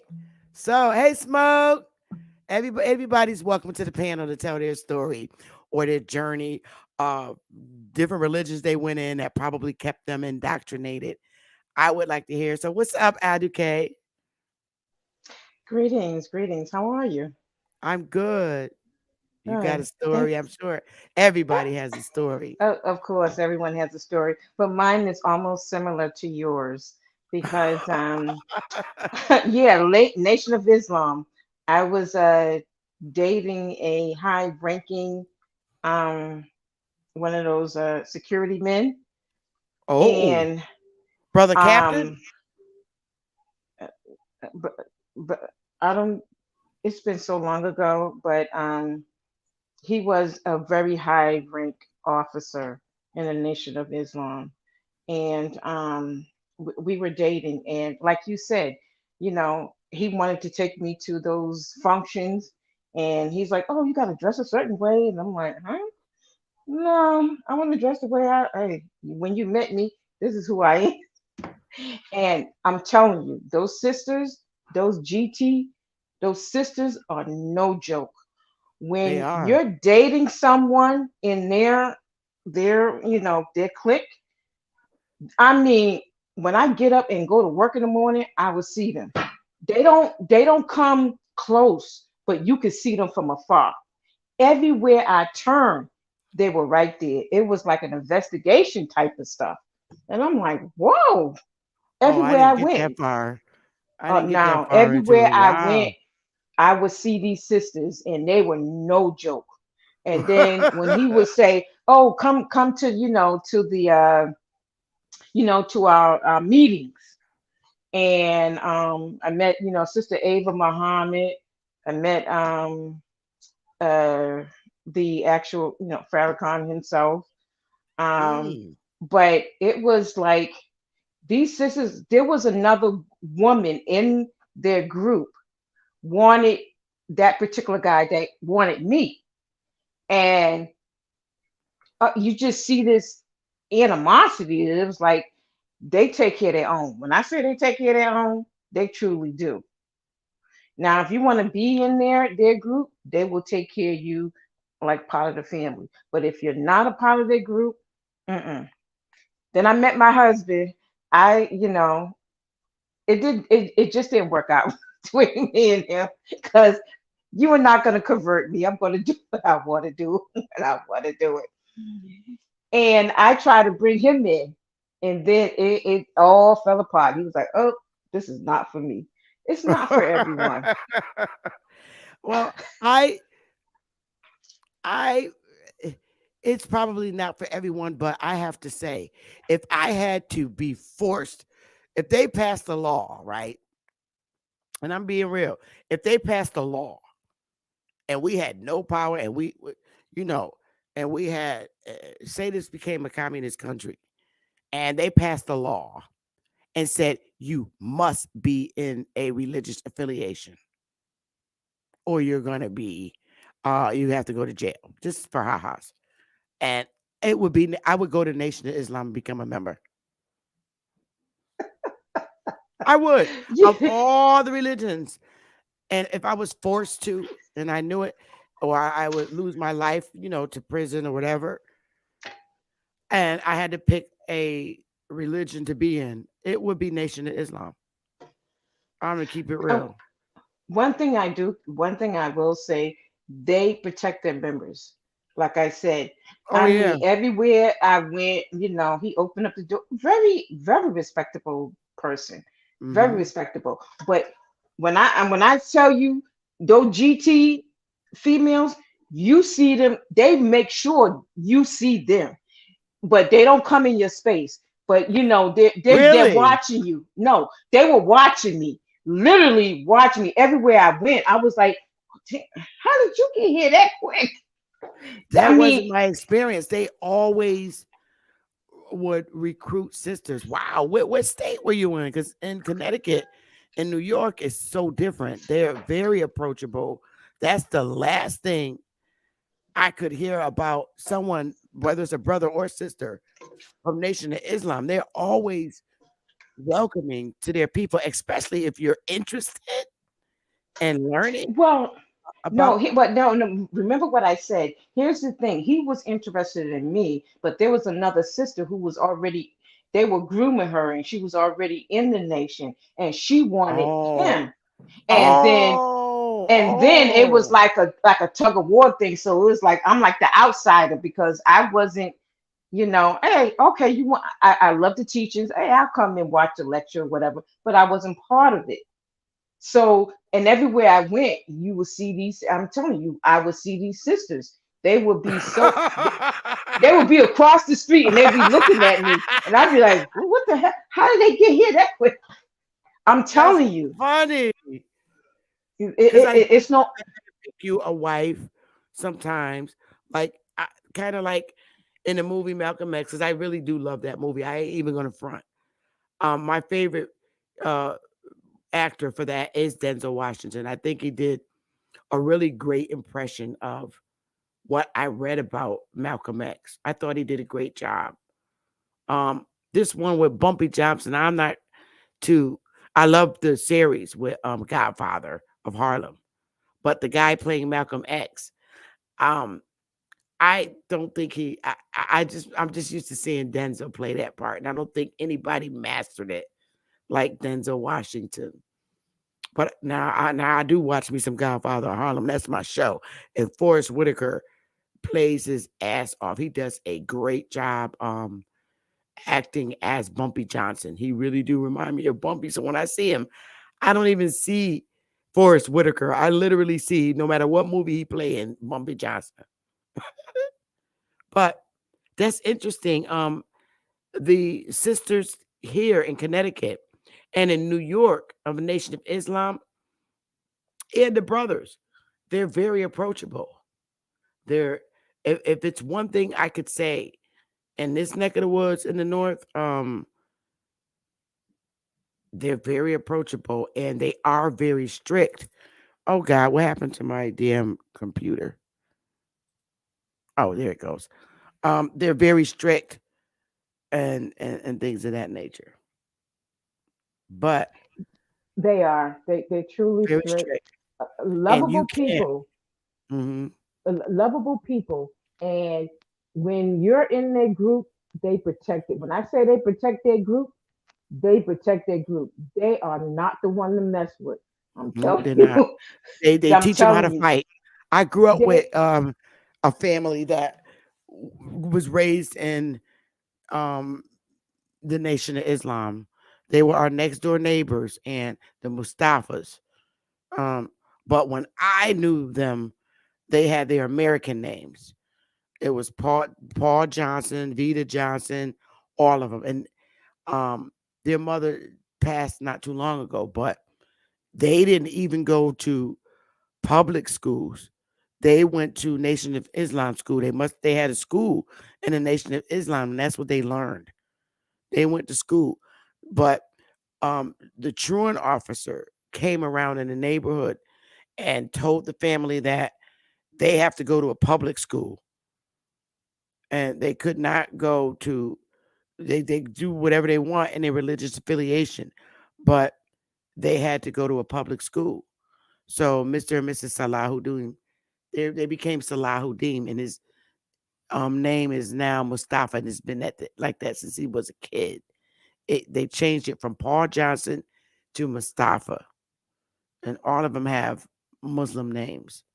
But great family, great family, and she's still my childhood friend. But yeah, like I said, if I had to be forced into religion, that's where I would go. You was not getting me to go to no Christian church where they do all that shouting and stuff and all that tongue talking. And I'm not doing it. I I'm grew not up in the doing South, and that's all we saw. You know, you know. it. Yeah. And I was a little kid, and then we went to funerals. It's like almost every Sunday we were at a funeral. I mean, it was I just remember crazy, that. and everybody just shouting, "Ha, la, la, la, la, la, la." My mother would let us go. She didn't force us, but if we wanted to go, we only went because our little friends went. You're talking 8, 9, 10, 11 years old. We went because we wanted to be with our friends, but we would laugh when they start shouting stuff. That was the part that I could be asleep at church. As soon as they start playing them drums and that piano, and we knew it was going to be shouting time in a minute. And then they all start with that jumping around and running around the church real fast and stuff. We used to laugh, but we used to get popped by our aunt for laughing because they would Yeah, fall no, out on the grandma. ground. No, grandma. They used to My because we'd be grandmother like, didn't "What the go. heck's going on?" They would, give us, yeah, all right, a pop. It's like, sit down, shut up, don't say My anything. grandmother didn't go, but my aunt, who's the youngest aunt, she's still alive now, the baby aunt.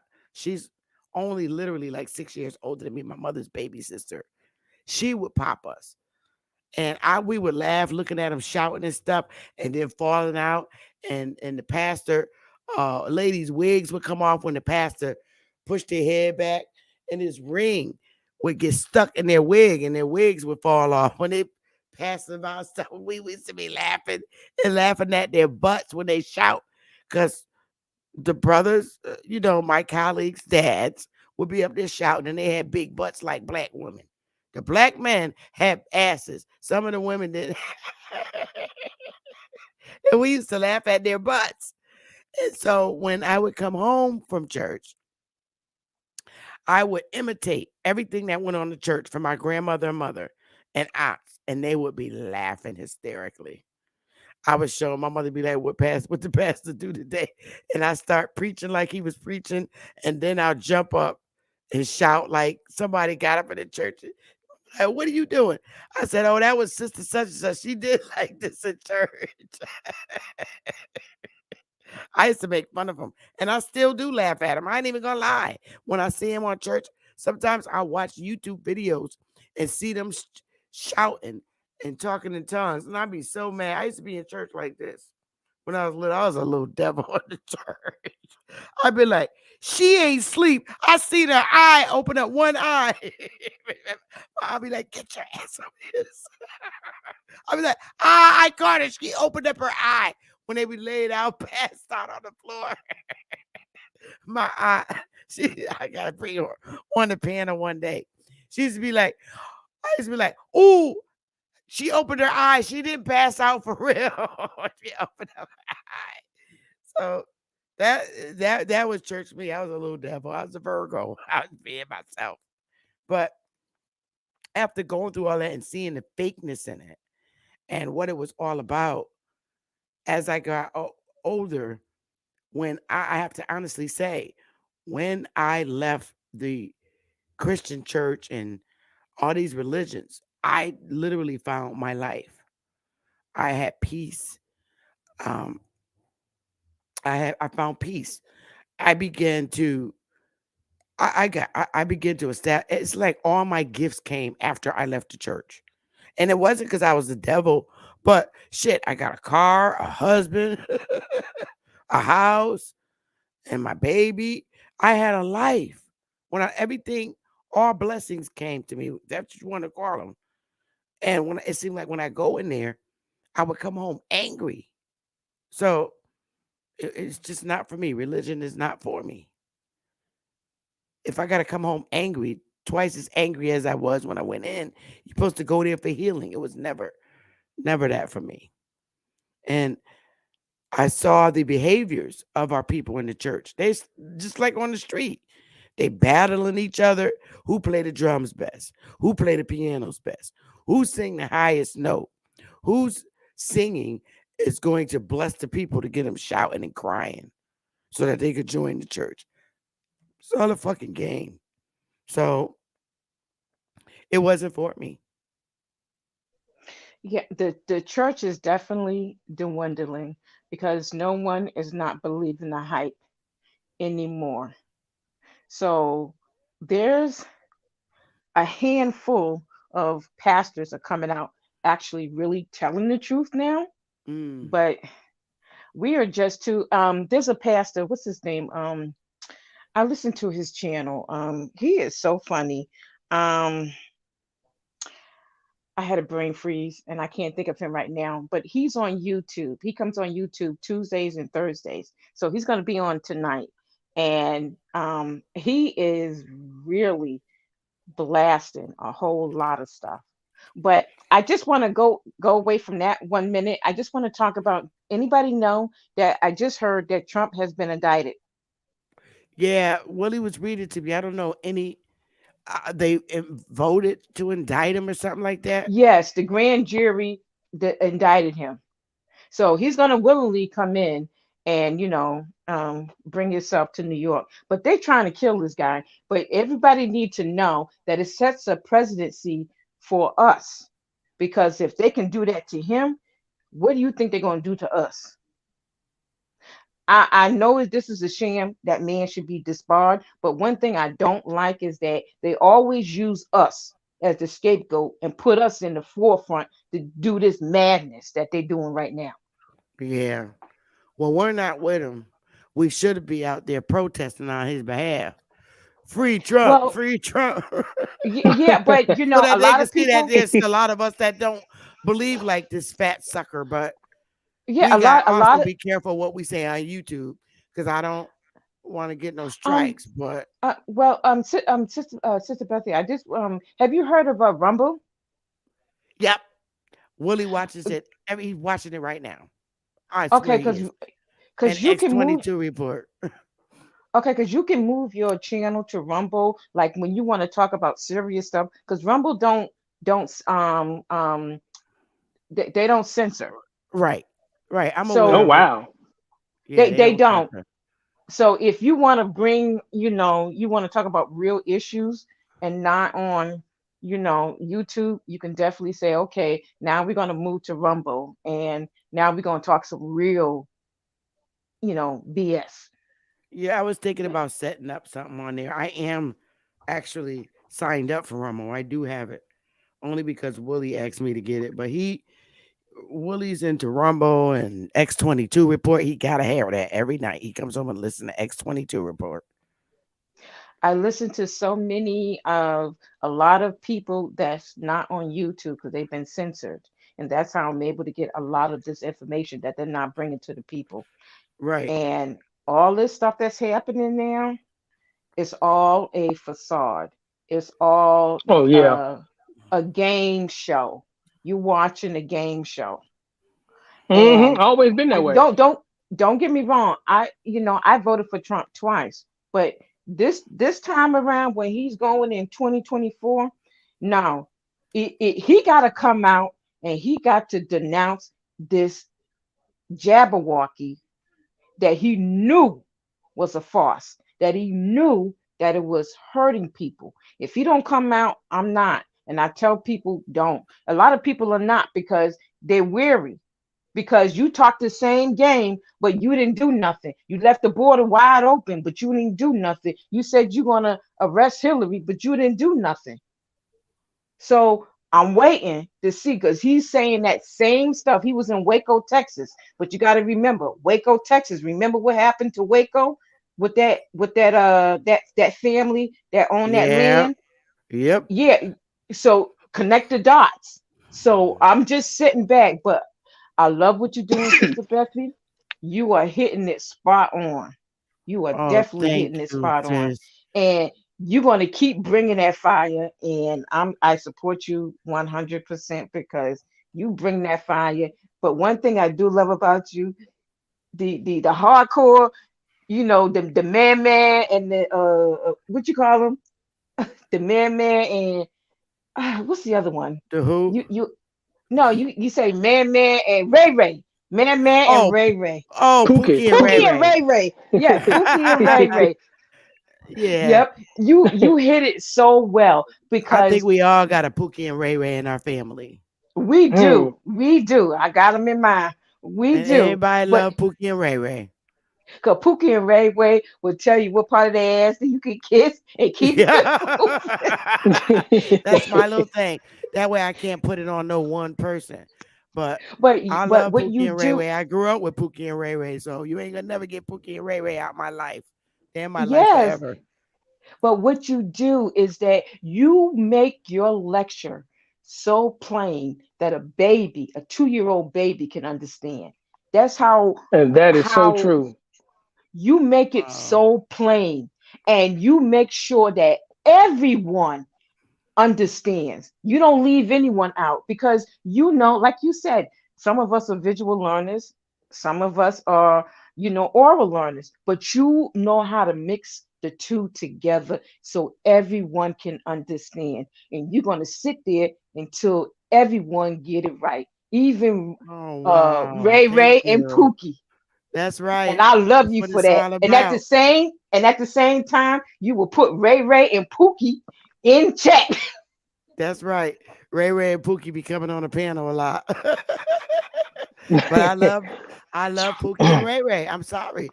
You're not gonna make me turn me against my family. Not happening. Family is blood. Family is love. Our community. I'm sorry. Even though we didn't come from the same mama, all the Pookie and Ray Rays. And don't forget, about Quadisha and Keisha, we can't leave them out. Oh We're gonna yes, talk oh about yes. Quadisha and Keisha because them are sisters. And they in the hood. Quadisha and Keisha with the gold teeth and the earrings. And they would And turn up on you on, too. on the strip pole, that Quadisha, we got to teach them too. Them our sisters and brothers. Like I said, if we don't teach Pookie and Ray Ray what we know, and Quadisha and Akisha, they ain't gonna know. So we gotta help them. I'm And not I think, ashamed of my people. I am not ashamed of my people. and you said it so plain, and you make it so plain to a baby can understand that you're not ashamed, and you say it, and like I say it, I love my people. And when other people try to downplay them, I will check them. Don't get it Hmm. twisted. I Yep. like I tell people, I can move and bake and shake in any group, but don't Yep. get it twisted. You come off on my people, I'm gonna check you, Yep. because I love them, because I know what they contribute.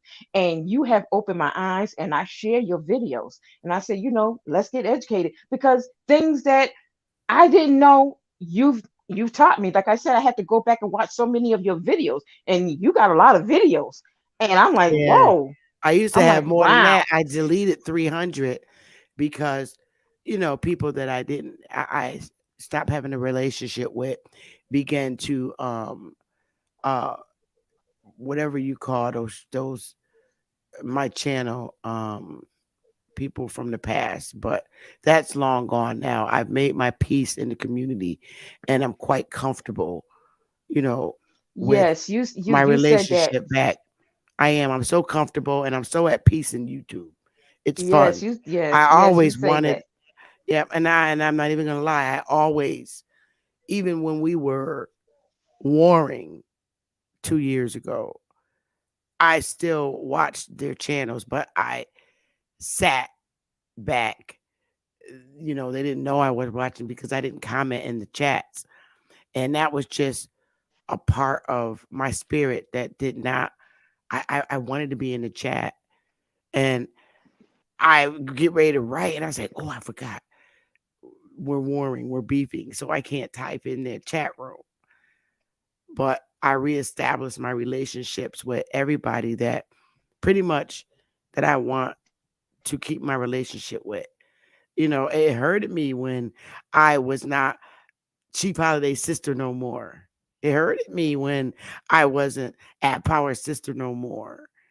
And it hurted me when me and Empress Hope were beefing because I always liked her. I did. Willie Oh, turned me on to her Oprah, channel too. We were Oprah warring like Empress, something she corporate. is Right. so funny. Sharp chicken. She's She Yeah. sharp. She And is sharp I too. still, But even she is though we were smart. warring, yep. Even though we were warring, I would still watch her channel. I would still subscribe to her channel. And it was funny because even though we were warring, we never took away each other's wrenches. And she used to call me the wrench hoe. She did. Empress Holbert, she never holds back, just like you. Never She, hold yep. back. But She is both of you well, guys are we were very strong. opposite. We're opposite signs. So I couldn't understand the non-relationship because she's a Pisces, I'm a Virgo, and all my best girlfriends that I got in brawls with, the night before, and brawls with, not fighting them with them fighting in a club against other girls. They were all Pisces, and we fought together like road dogs. All my best girlfriends, but it's pieced up, and I'm glad. I just hope that she really reconsiders because it's like when she's not on the panel now, it's like we need somebody up there to cuss and end the show. I'm sorry to You know, say. I I told Empress Holbert, I said, I miss my Sunday service. What happened to Sunday service? We gotta have Yeah. But well, when she she's still been goes on working, App she's been TV, busy. but to be on the even bigger platforms too, like App Powers channel, she would come up there and shut it down. It'd be funny. Mm-hmm. And same thing with Yep. Cheap Holiday You channel. do. It was a wrap. It was Yeah, a where she fucking go? wrap. Show me playing. Yeah, and I She be will not be playing. dying. I be dying. But you know what? Like she That's said, what's you really know, fucking missing. That's what's missing. It's always something missing from the channel. Not to say that they're not functioning without her, but it's just something missing, and that's what's missing. And I figured it out. I That said, life of the party person. Empress Obert is missing. That's what's missing. And Ty Empress Data. Hobart is funny I as don't know if hell. y'all don't remember When Ty she Data. say she love hard, and if she love you, You and do. she say I She love do. hard, and That's she true. mean exactly what she say, and everything that come out Yes. her She mouth do. is nothing but the truth. And but when she cut up, she cut up, Hmm. and then at the same time she be She funny as hell. I be laughing. Yeah, girl, I be on the I be fucking. missing my Sunday service. I be on the floor. But I think she was most funny when she was on the bigger platforms like Ab Power, Cheap Holiday Channel, or all of the channels, Ab TV. She still be on Ab TV. She go up there, so we get a yeah, she be glance. on there. Yeah, she We be get on a Ad glance TV, there. and then she be seeing people in the chat room talking shit. She's like, where the wrenches are? Ain't no wrenches up Yeah. in here. Let me. Oh, and I cannot, and I will not leave out Phoenix Moon. That's the goddamn Joker right there. She funny as hell. I watch her whenever she comes on live, and if I miss it, it's either because I'm at work. But I saw the bill that her and Chief Warehouse did the other day. I don't know if you follow her Oh channel. wow. No, but thank you Yeah, because she like got a I recent say, video with Chief Warehouse was on. Was on. Okay. She rarely whatever comes channel on. that you put out, and you say you should watch so and so, I do. But now you said this about her, I'm gonna watch because I haven't watched it. Who Phoenix Moon? Yes, I haven't Yeah, watched it. go back and watch some of her old videos. She's very, very intelligent. She She is. She is very is. She very really, really intelligent, sharp chick too. Hmm. very sharp.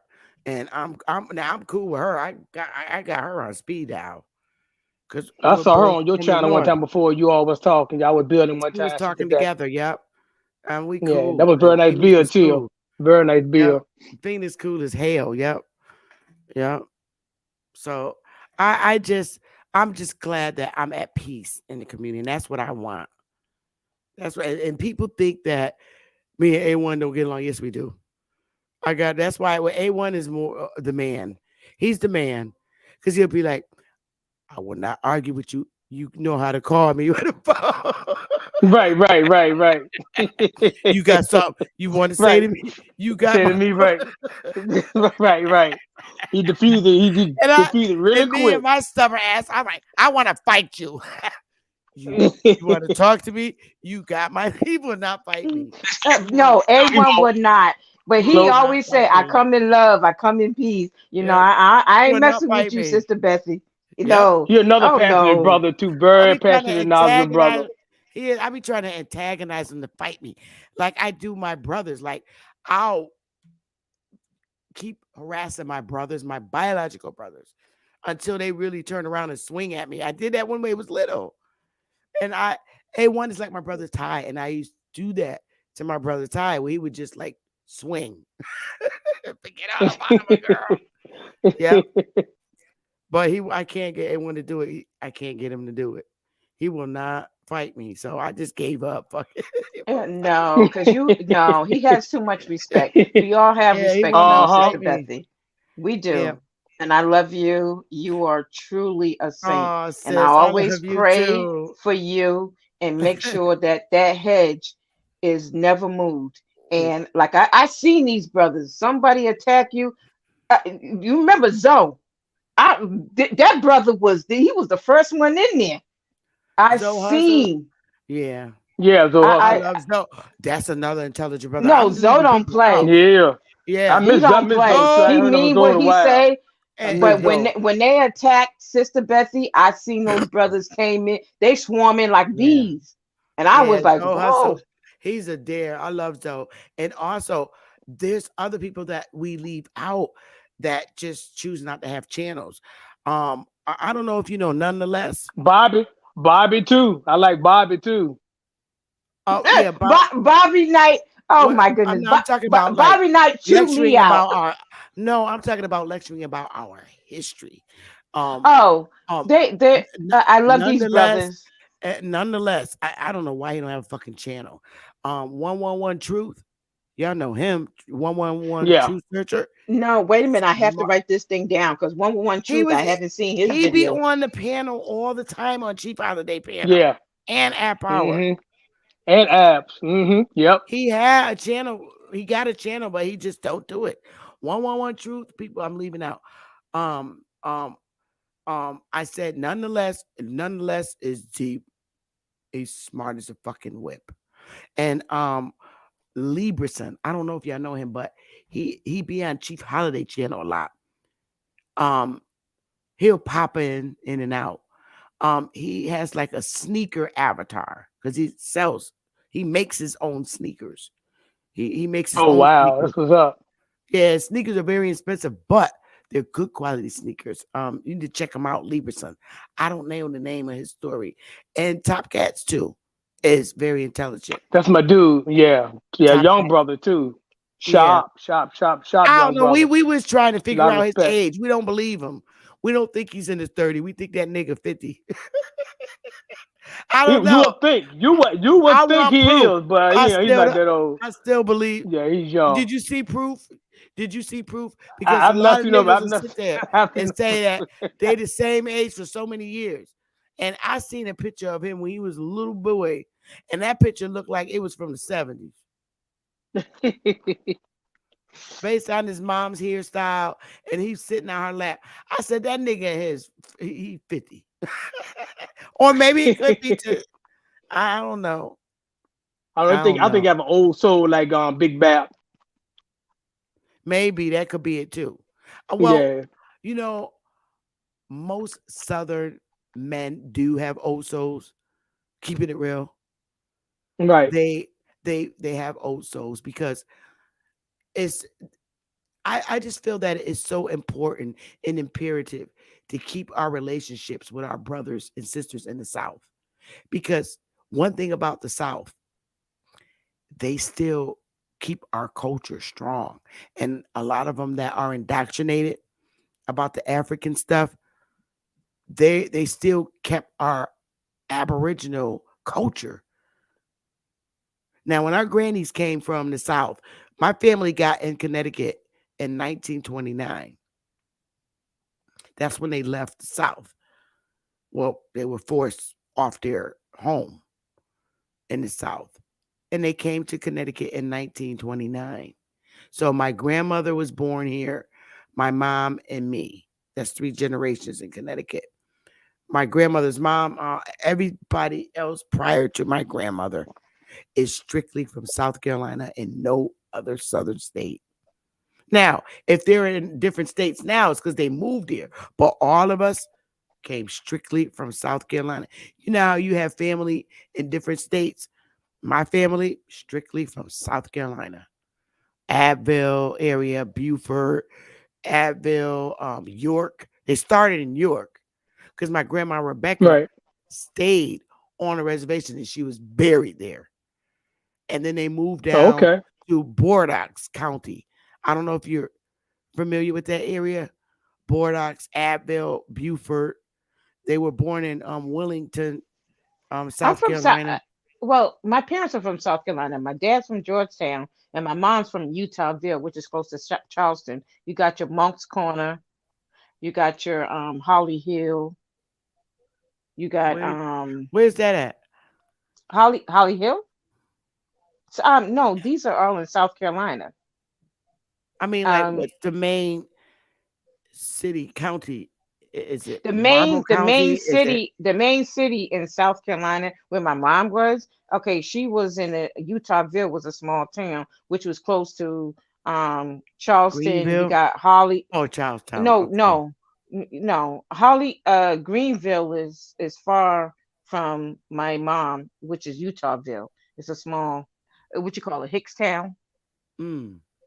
Okay. But we were close to Monk's Corner. We were also close to Holly Hill. They're talking about the it, sticks. That. Yeah, well, you in the yeah, sticks that. talking about stuff. I know my country. my brother lives in Colombia, but that's not where our Yeah. family's from.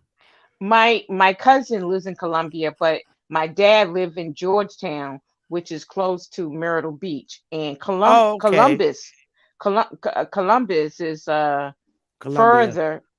Columbia is further from Georgetown. It's very far. It's very far Okay. from Georgetown. Yeah. But when we bought our land in Marlborough County, that's where our land is at in Marlborough County. It's called Clio, South Carolina. It's a very small town. But all that's out there is Negroes and farmland. It's very in the boonies. Yeah. Okay. Yep. Our land is it's all in that area. It's in Marlborough County. But Dillon is like right up the street. Dillon, Bennettsville, and all that. Yeah. But we are Oh, when wait a we minute. So wait, you said Bennettsville. So Bennettsville is close to. Do you ever watch that YouTube called Country Style? Because they're in Bennettsville. They no. got a YouTube. They have a YouTube channel called Country Style with Art Fennel. His name is Art Fennel, and I mean he brings you when you watch his show. It really truly bring you back down to South Carolina. I'd be like, damn, I the fish never fry. I never lived in South Carolina, but I can't wait till I retire because when I retire, that's where I'm going to live. Well, my I have land that was in I inherit land through my mom. Mm, So I have land down in South Carolina. Now, I always tell people, do I really want to live there? No. And I'm gonna tell you the reason why. When I grew up why? there, no, when I grew up there, everybody was family. We used to leave our doors open, our windows open. Everybody said hi to everybody. It's not like that anymore. There's so many northerners, especially New Yorkers, have moved down into those counties that have shook it up. It's not like how it used to be. So no, I will, I would never sell my property, my land, because it's an inheritance. My mom promised me before she died and said never, ever, ever, ever, ever sell the land. And Yeah. all I do is I pay the taxes on it, and I've been paying the taxes on it for many, many years. And Hmm. now I'm about to try to develop it. My dad, he has land on his side, which would be given to me as well. But do I want, I'm not trying to because the Mm. story, like you said, the story, how the story has been told, how we had to work. My grandpa had like over 100 acres of land. But like you said, slowly but surely they were stealing those lands. They made it so hard that you couldn't pay the taxes on the land, and then they said, "Okay, we're gonna take your land," and so on, Yeah. and it's been happening. I'm like, how he ended up with 100 It acres, still happens. Yeah. and then I got a lot of people now sending me letters. Oh, we want to buy your land. We want to buy it for this. I know the worth of the land. I already promised my mom before she passed away I would never sell it. I would keep paying the taxes on it. Now it's just a empty land sitting there. I okay, everybody's talking about developing. We're the only one that's not developing because every other group is, except for Mm. us. Wow. And if we okay, That's I got true. the land there. So what are we gonna do? I'm not gonna sell it to you. I'll lease it, do whatever, but try to help. But no, because at the end of the day, we're at the bottom. Every other group got grocery stores. They got this that they bring their products in to help their people. We don't have that. Even in the South, you have Africans that's buying land, reproducing those land and growing crops, not for you, but for their own. You can buy and sell, but when that time comes where it says that, hey, it's all about self and I got to do for mine, they're going to do for their own people like everybody else do, and we're going to be ass out. We used to have all those things. We don't have them Well, anymore. we're trying to change that now, though. We got our land there, and the tribe. We're gonna have units put up where we can live in them when we retire. I'm damn sure gonna be living in mine. And when I Well, retire, I and I want to live right along my tribal brothers and sisters, and we're gonna be living on that land and with our families, well, and I'm we could gonna. we're gonna be we have a choice to jump around from state to state if we want to, because we're gonna have land in Oklahoma, Georgia, and Florida, and we're putting all the same units in every state, every one of those states. So we could say, let's go stay in Oklahoma for 2 weeks or 3 months. Let's go stay in. That's what we want to do, and those are our goals and our plans. So, That's what's up.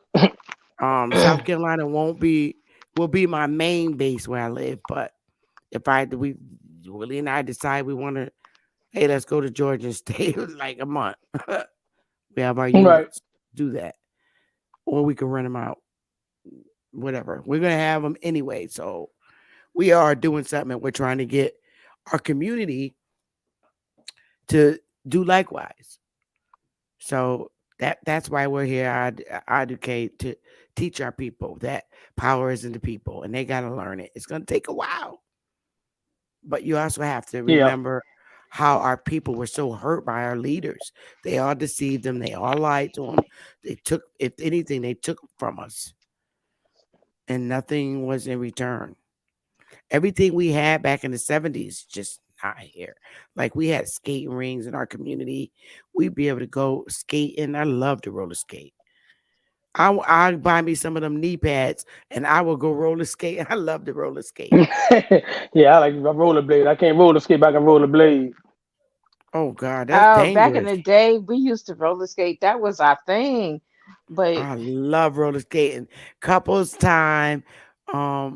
And we were so young to hold the boy's hand and skate, and then the girl get mad. We're only 12 years old, all grown. I miss those fun days. They don't have that for the kids. Not here That's no, true. anyway. like you said, Sister Bethy, that all this freaky stuff that they doing and trying to get our kids into. They Yeah. they don't even know how to be kids anymore. Do you know how long I have to de de debrain my son when he comes home about what's going on in school? I mean, he doesn't go to a public school, but I just have to, hey, what's going on? Is this happening? Is this? Because these freaks are out here just lusting and salivating for our children. It's Hey, sick. Chief. The link is pinned to the top. Um, I would love to hear Chief's story.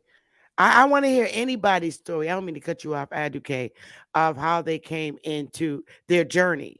It's basically a journey. It Oh, really It is it is. Chief is. Holiday? It's an ongoing Yeah, I journey. want to hear his story because Right. Chief Holiday Hey, said he Chief. used to be he said he used to be a Pan-African. I would love to hear that story. And Big Dog Philly Wait a OG minute. He used to be a said that Pan African. He used to be a Pan African, and now he he want to said do nobody the was more debt. warrior at it than him. And Big Dog Philly OG said that he was Nation of Islam for years. Big dog Philly I OG. can believe that. Hey, I can believe that. He live in Pennsylvania, right? No, Georgia. Let me close this Georgia. window. Okay. It's getting cold here. Hold on, y'all. I'll be right back.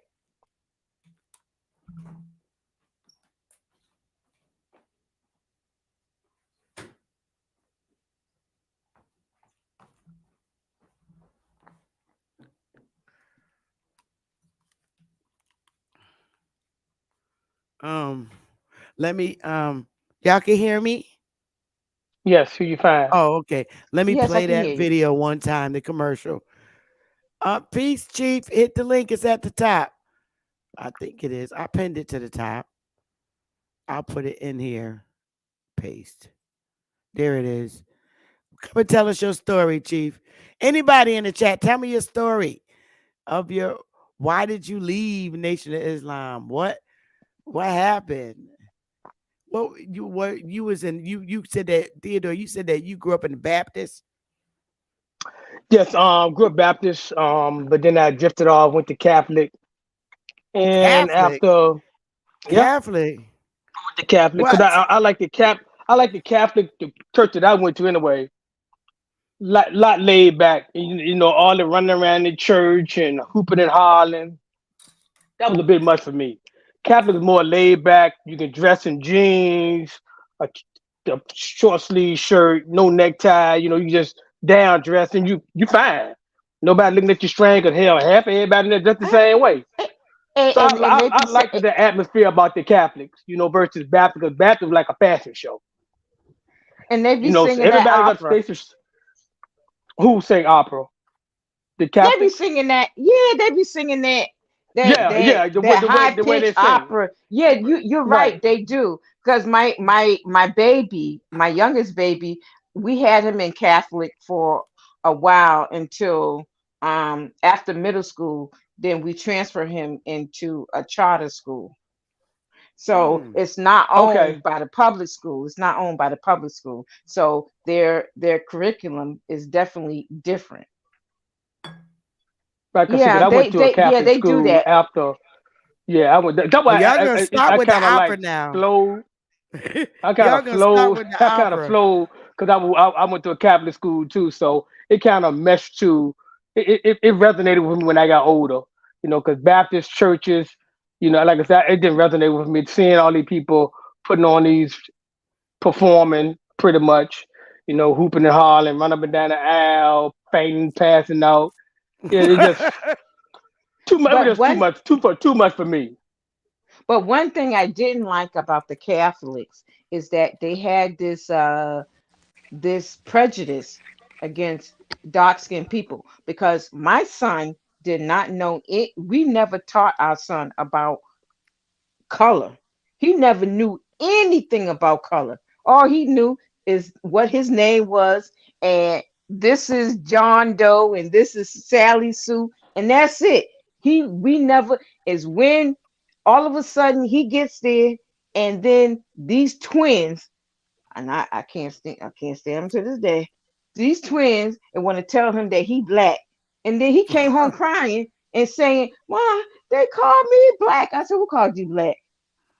Oh, so and so. I said, he said, but I'm not black, mommy. I said, no, you're not. And I ordered the principal, and this is a Catholic school. And I said, I want to have a sit down because you're not going to dare say that to my son. He doesn't know color. We never taught him color. Oh, we No taught him kids. human beings. No kids, no color because racism is a learned behavior. It's not. Exactly. And that's It's what a I No. said to social them. institution.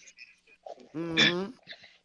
And Hey, but they DJ. they refused they Hey, Bethy. refused to meet with me, Big but dog. I put them on notice. But at the end of the day he was damaged because this is what happened to our young children when they're damaged at an early age, and Yep. it's a stigmatism, and it put perpetrates further down the line, and it's Mm. hard I because never had to deal we with that never.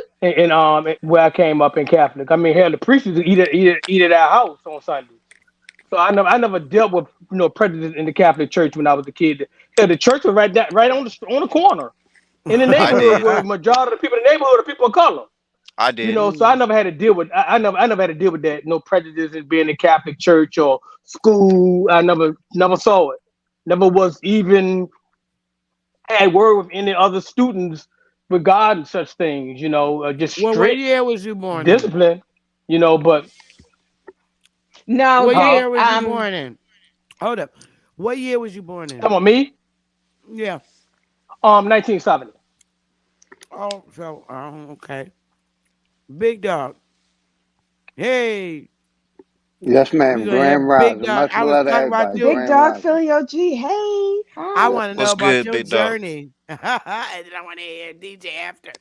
Big dog, tell us about your journey. You Well, you like, you you was in was you when you was a little boy? Was you a Christian kid? no, ma'am. My mother didn't force religion on us. Uh, Basically, like my mom had 13 kids. By the time I'm the last one, by the time she got older, her rules had softened. She made my other sisters and brothers go through the church, but she didn't make me. But you know, we still had that picture of white Jesus in the house, you know, and I just want the opposite. You know, I seen, you know, my brothers and sisters, and I went the Islamic route. You know, I started practicing the Sunni Muslim, Oh, and, well, how and, old and Okay. were you? I never touched Christianity. You know, I watched. You know, I had a family member, my brother. He was a preacher, and he also was a homosexual. So I didn't want nothing to do with Christianity. You know, I practiced Okay. straight over the Middle East. Uh, you know, Islam. That's what I was Mm. Oh, taught. Middle East. Really? Yes, Oh, wow. Wow. the Wow. Sunni I never heard Muslim. of. Yes, I never heard of before. Wow. I never heard Sunni that Oh, before from a Muslim. yeah. brother. The brothers You the that used to first. wear all the white. The Sunni Muslim. Yeah. With the You just yep, all white. Yep, with the white kufi. Yeah. okay. You Got know, you. I got so you. you know, most of my teens and 20s, you know, basically, like I said, I was practicing Islam, and then you know, I was born in '65 in Philadelphia. So Mm. basically, you know, I got into, you know, the streets early, Mm-hmm. and I ended up having to make a choice either between prison and the military, and I went in the military. Mm. And then for a long time after that, I practiced Islam till I found, you know, till I start denounce all religion. You know, basically, I did my research and I seen how all these religions are connected, and it's a business, you know, and that's what pulled me Mm. away from all religions, all spiritualities, Mm. you know, and smack to the reality that we at now. You know, Okay. some people want to believe God is going to come and destroy this world. I don't believe He created it or can destroy it. To destroy it. I'm with Well, you on that, brother. that's what they I'm teach in with the you on that. King James Bible. No, I'm with you on that, brother. No, I do not believe that. This world ain't going nowhere. We'll go, but this Uh, world will continue on and on and on and on. That's its purpose. History of my life, I've never practiced Christianity, and I watched it in my family, but I grew up Muslim, and once I denounced Islam, it ain't never going back to a religion. It's all about, you know, the inner knowledge of Spirituality. self. To me, it's Right. about the inner knowledge of self. Mm. Right. Interesting. And you It's messed up. just denounced it, like, Yes, ma'am. did somebody kick you? I learned the true meaning of mythology, fable. You know, our people want to continue to believe that we're part of that book, and but it's mythology. It never happened. That's why they can never prove none of the prophets existed.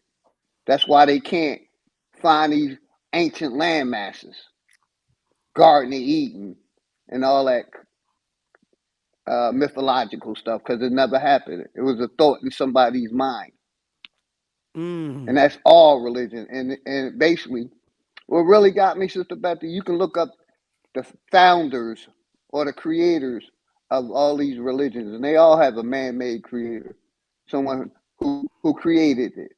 So, and we all know it's $1 billion business.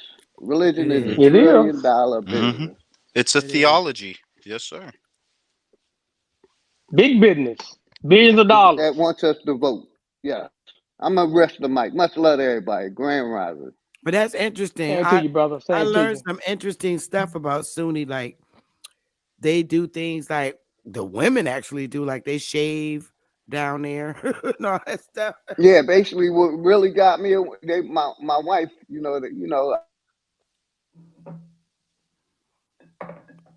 Oh, your mic went out, big We dog. lost you, brother. Big dog. you know what I mean. So that really, You really you pushed you me. you blanked We out. We lost ain't you at your hear wife. nothing. When you Yeah, say your wife, basically, how they disrespect women. You know, women have to Sunnis. walk Ah, behind them. Your Oh, wife see, had I to didn't walk know that. behind. Yeah, so over there, yeah. And basically, when she's on her cycle, you know, you ain't supposed to sleep with them. It's a lot of weird shit. right. That's true. Yeah. Yeah. I knew when I was over So, there, yeah, that's what really pushed me away in from Dubai. Islam and all Okay. religions.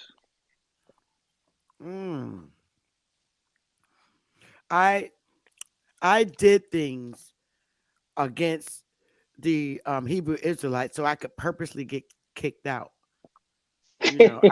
I was superstitious, and I did things totally. So you had to be kicked out, and that's what they do. They brainwash you in there.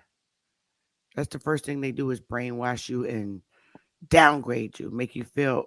They had to make you feel like a Yes, lesser ma'am. of a Hey, woman. Sister Bethy, that's the same thing the military do to you. Same thing. Uh-huh. Same Break you down, build you up. brainwashing Yep. process. Much love. I That's just why they wanted to get you say when you're that. young. Yep. He- You're right. They yeah, do. Hegelian dialectic, problem, reaction, solution. Oh my goodness, horrible. Telling you ain't nobody. You're this, and you're not this, and you're not that. And that shit Yep. was hurting me. And I was like, oh Exactly. God.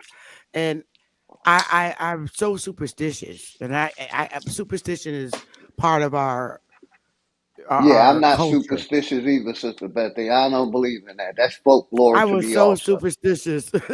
I was That so walk superstitious, around like a out the pole. road, saw over your shoulder, and Exactly, spit when all you that see a shit. black cat and all this stuff. That was me. And Yeah. being so young, and when I was in that Hebrew stuff, I didn't want nothing to come on me. So I did things so that they could kick me out. Because me not being kicked out, it was in my head. You're still part of this place, and I just did mean stuff. Like everything that they said I'm not supposed to do, I did. Like I had my period, and I went right to Sabbath service and sat there, and then told the guy that I need to go to the bathroom. I need to change. He said, "You came here." I'm like, "Yep." And they kept writing me up till they kicked me out. I went across the street and ate a pork chop sandwich in a restaurant, and I made sure they saw me in the window. I remember you telling that story before too. Wow. So you saw me over there. You saw me else.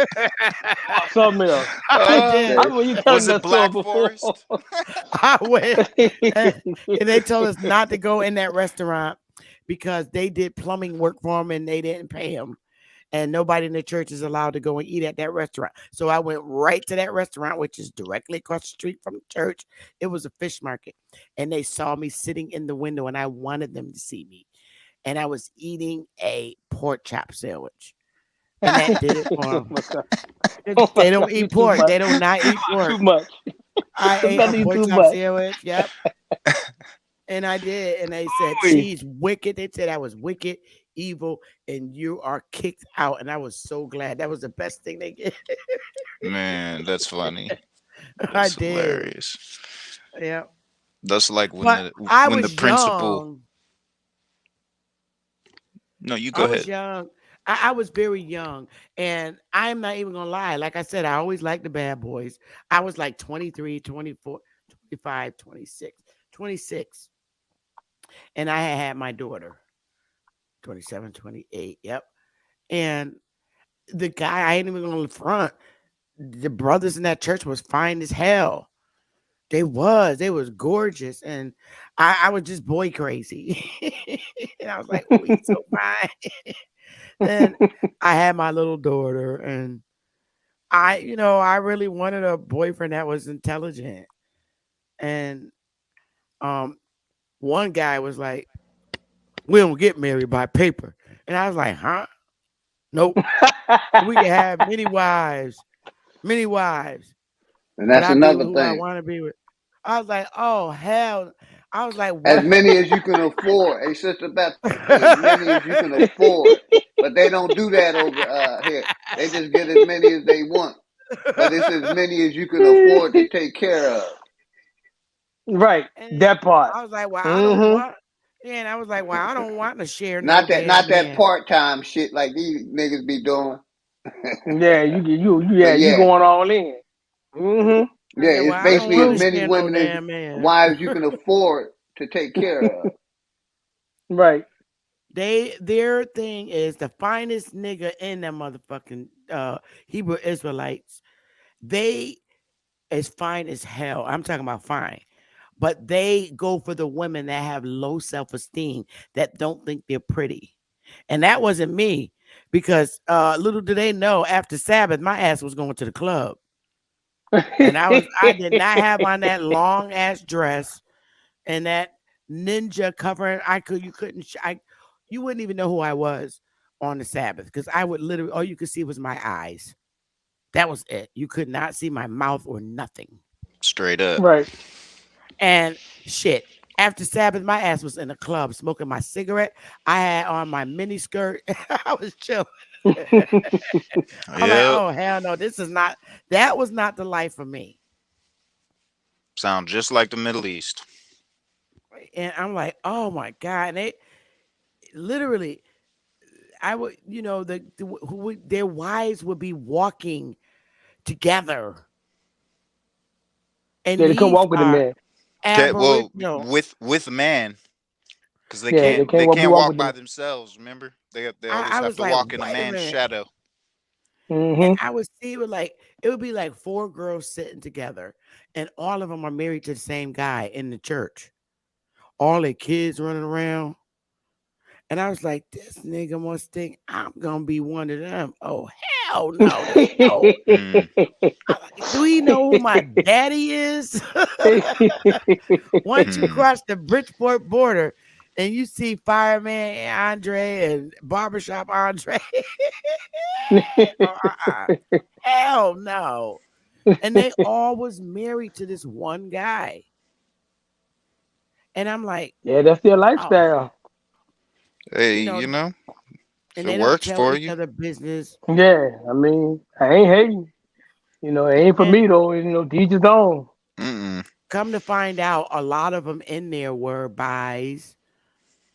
You know, the women, the men could show their hair and they had perms. I'm like, how the hell you an Hebrew Israelite? You got a perm. They would try to make.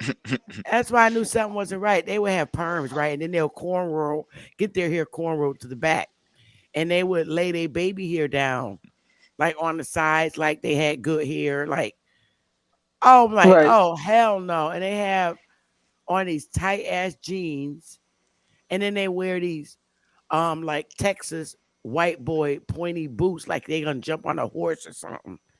And all I could think of in their outfits is Superman 2. Remember, or was it Superman 1 or Superman 2 when they bust out of them things out of space and they had them outfits on? Remember Superman 2?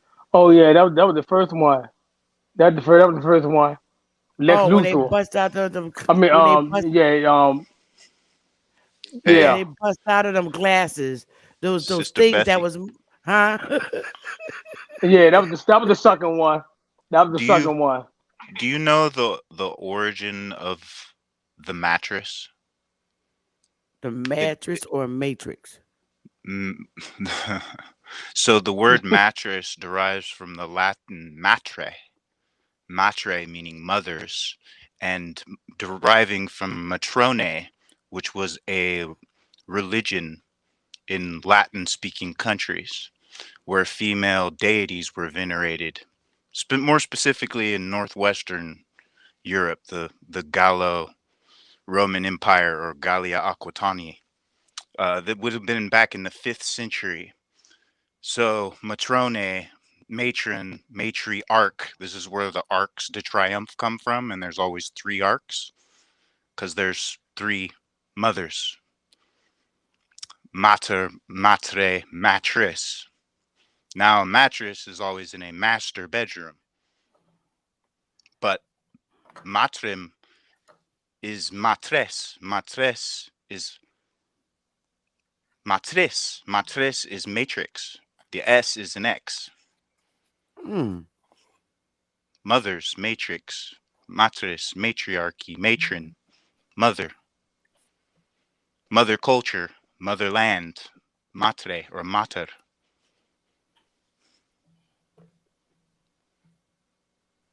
So we have people that are nomadic that don't sleep on a mattress Oh, or a mother culture. And then we have people that do. So there's your Christians or your Hellenists and your Muslims and Mohammedans. And so, which one of them sleep on the mattress? Because I know I do. The Christians and Hellenists, the ones they call pagan or pagani or peligani, or the Oh people wow! here from before the days of Peleg, Oh my also goodness! deriving from a branch of early Christianity called Pelagianism or Pelagism, which is the belief that divine intervention is not necessary for the release of sin because we're not born in sin.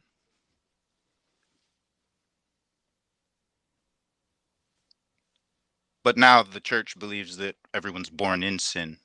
You know, that was the hijack. Of course they do. Arianism is what it is now. It's no longer Hellenism.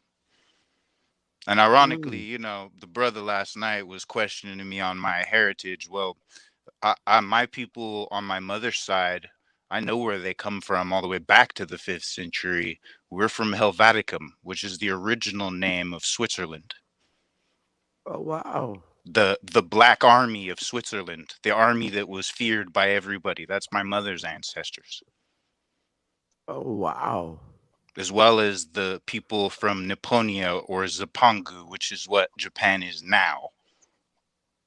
Just, you know, or used to be. Now they're mostly Germanic, Slavic peoples living there now. The Ainu are just the natives of that area. But unlike here, they do have some of the Aboriginal original heritage, which was rice, dried fish, and yams. What you call sushi today is the original staple foods, but rice we know comes from the Carolinas.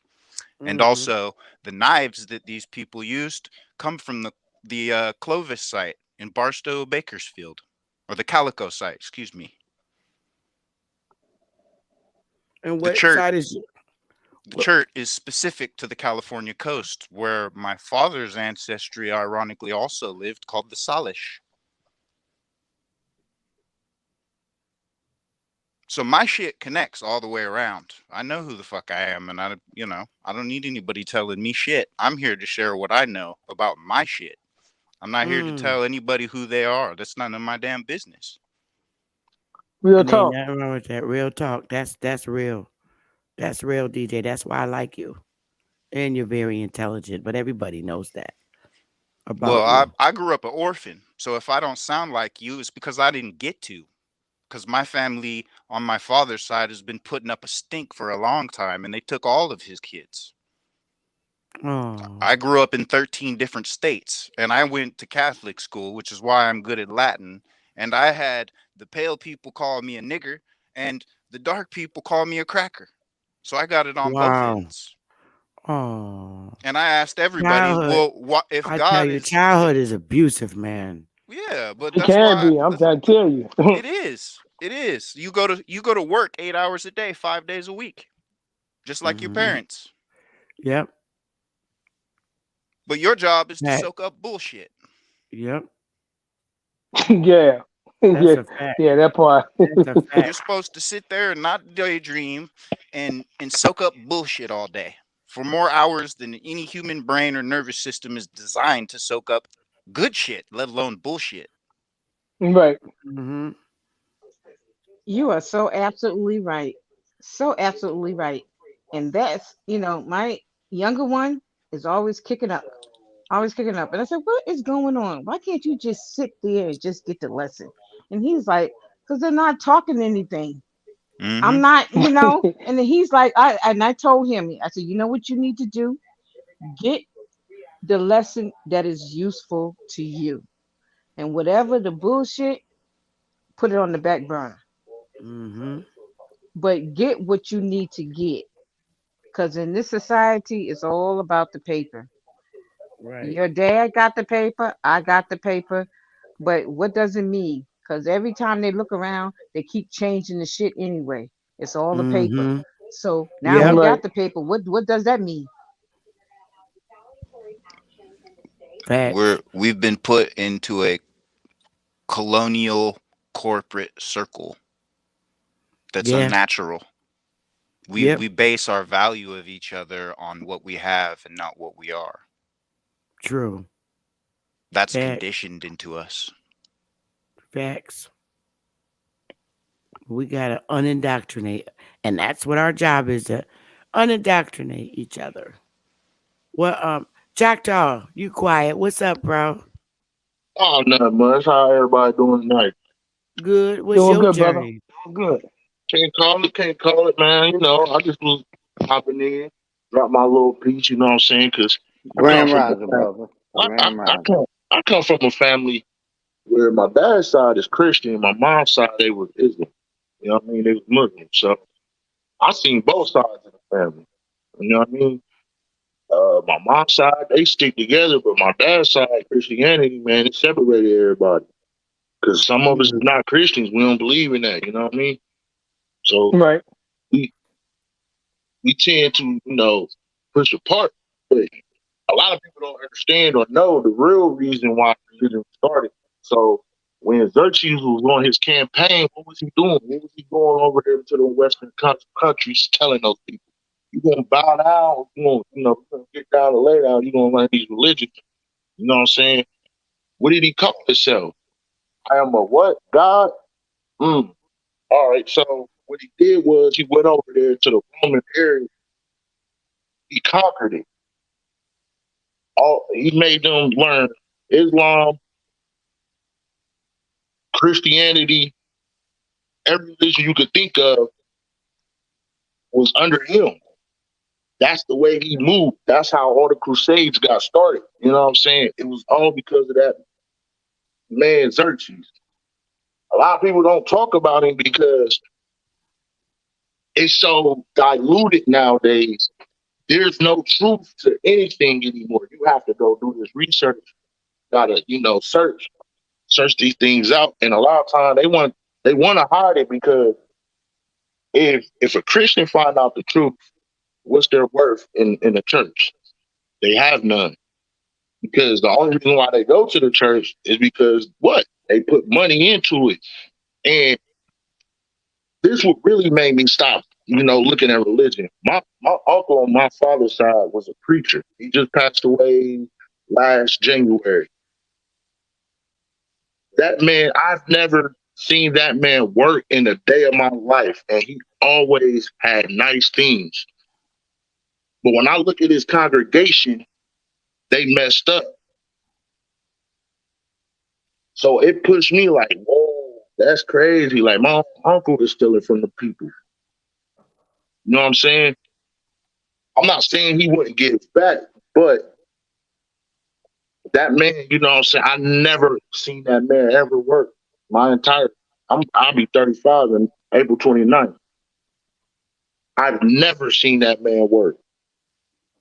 Always had a Mercedes, always had a house on a golf course, got like 3-4 properties throughout America. You know what I'm saying? But this dude never worked. That's why I was like, man, religion is here to confuse you, conquer you, and separate you. You know what I mean? Yeah. But that's all I got. I was just listening. Hey, big facts, sir. Big facts. Much respect, brother. Big facts. Already. Can I ask a question? Yes, ma'am. The question is that the Vatican. Yes, ma'am. Yes, ma'am. It's supposed to be religion, right? And the Vatican is the one that spew all these different type of religions.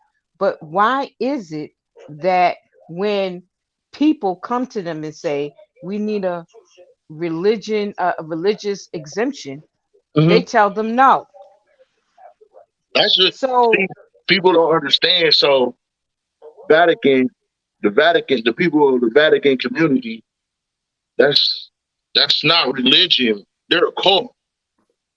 That's a cult. Actually, that's why when you see every president of America, who the first person they gotta go to before they get inaugurated?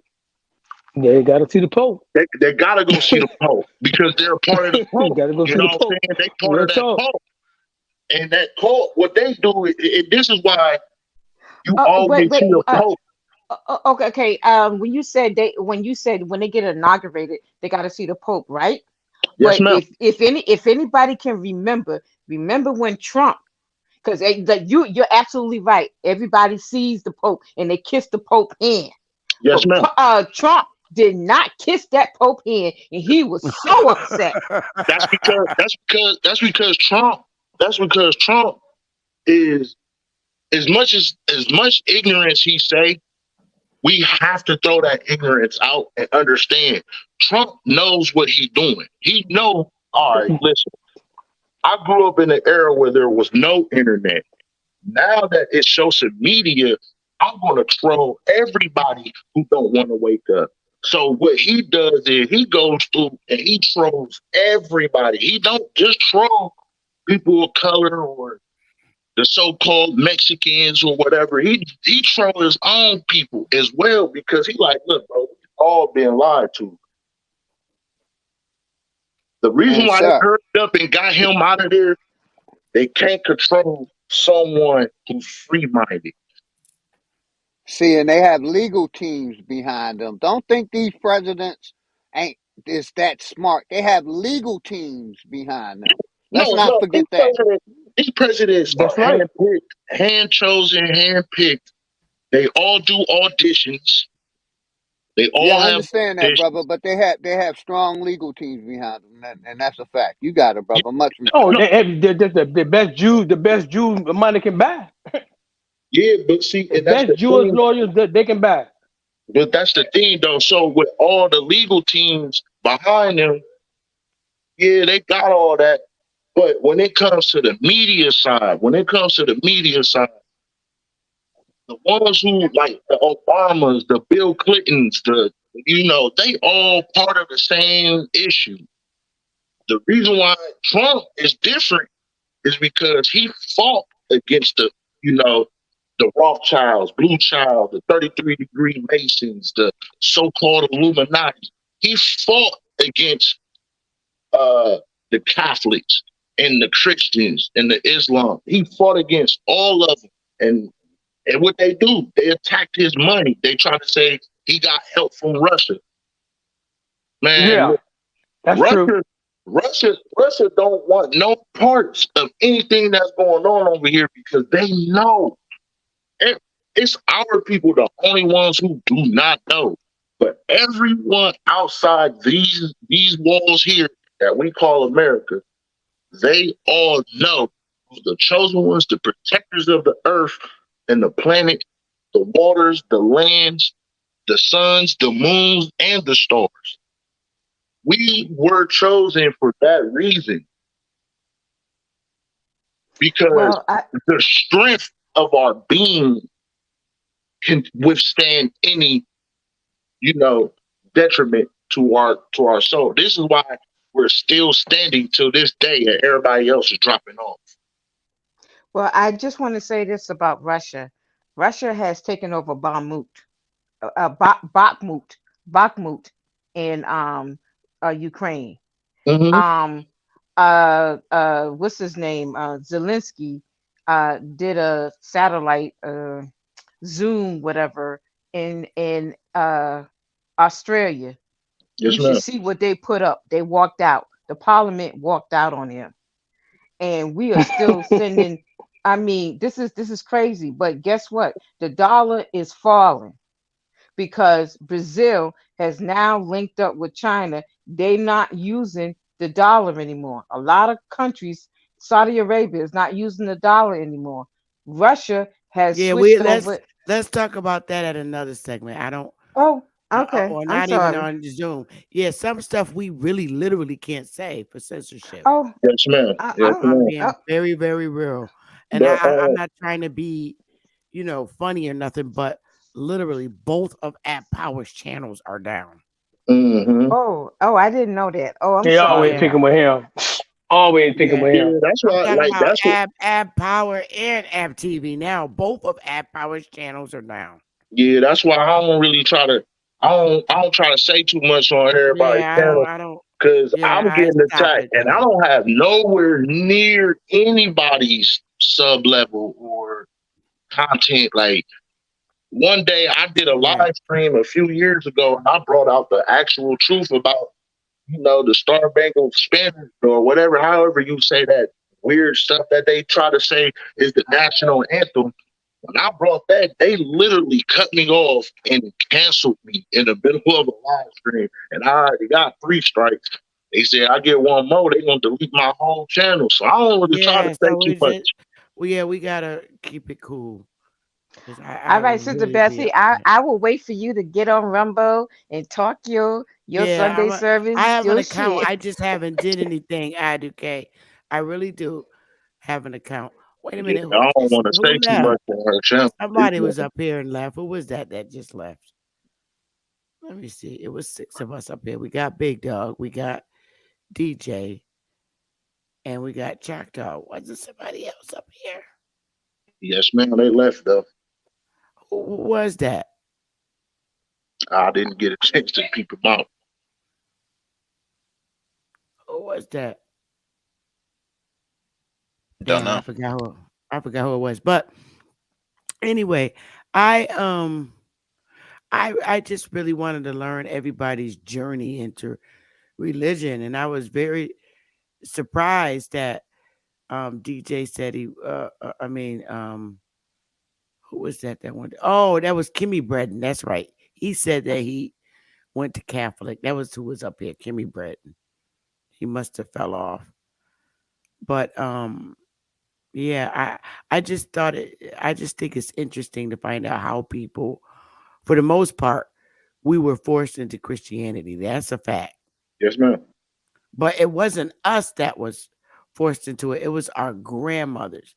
If your grandma was born in like the 1800s, they literally went to a Bible school.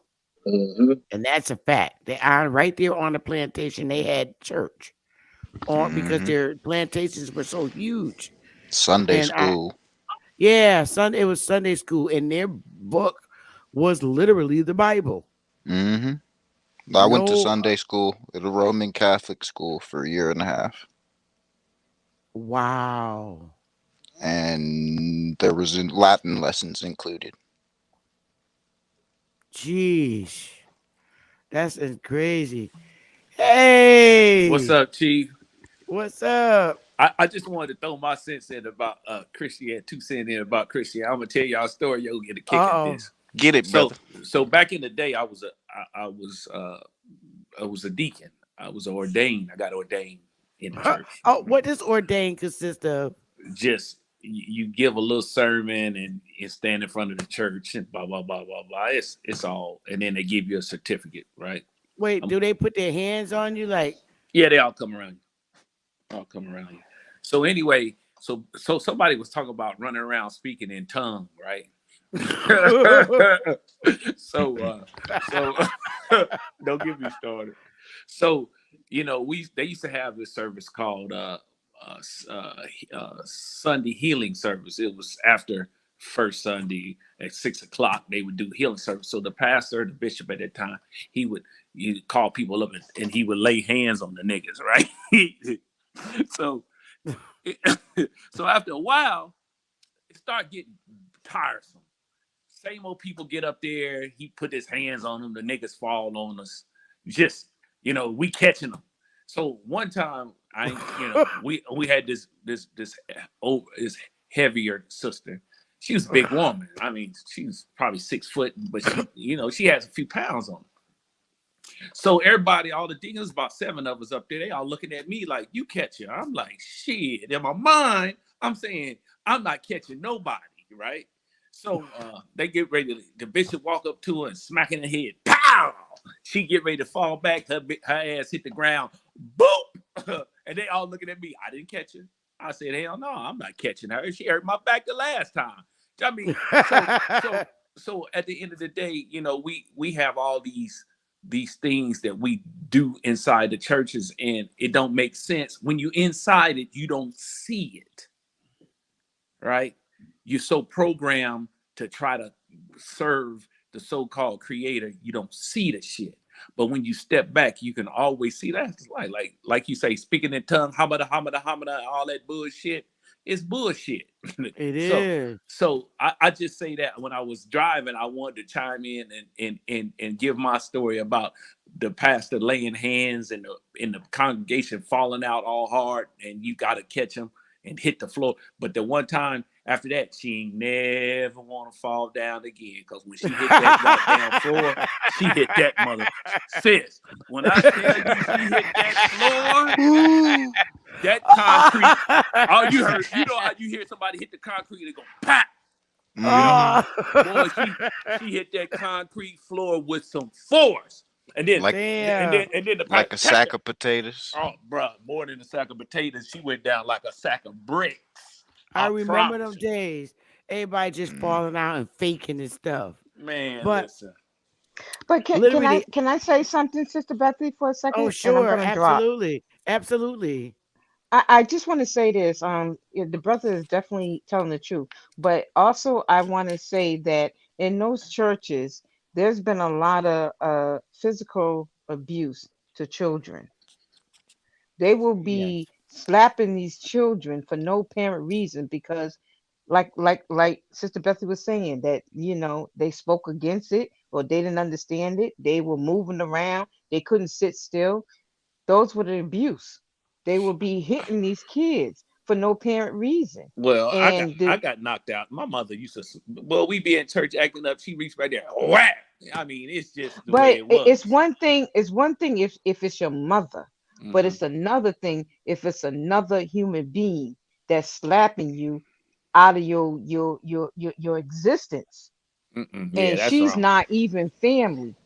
And Yeah, then that's your mother will sit there and be like, because it's church. Who does that?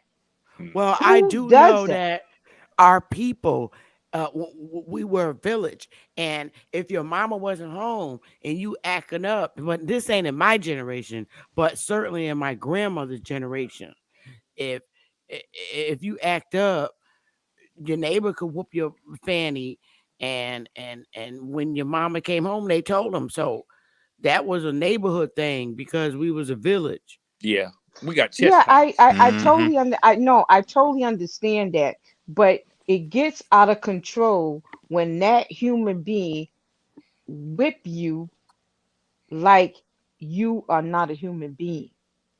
Well, I I get don't what you're know if saying, that sister. yeah, I get what you're saying too. But what time was this? This isn't current, is it?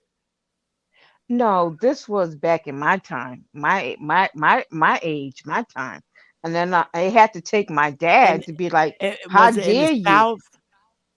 No, it was up in the north, because in the south we didn't have no say so. They would just whip us, and there Right. was It came no from the there. South, started from the It South. was nothing. But when me and my brother transitioned back up to the north to live, Oh. then it was like, okay, why the hell you beating? What? Who gives you the right to slap me for what? I hear you, Well, sister. up It's in the I different. north, mean, It's it's different. different. It's these more are different in the See, north than the I South. grew It's up in very foster different. homes on both sides. So in the South, if I got that ass beat, I had to do something. But Yeah, in the you had to do North, something. somebody had a shitty day and I'm in their way, I'm getting an ass whooping. I don't like Yeah. that. I strongly speak against it. I don't like it, and That I think happened it's back in a wrong. different time, though. What It's still era? going on today. What beating in the church?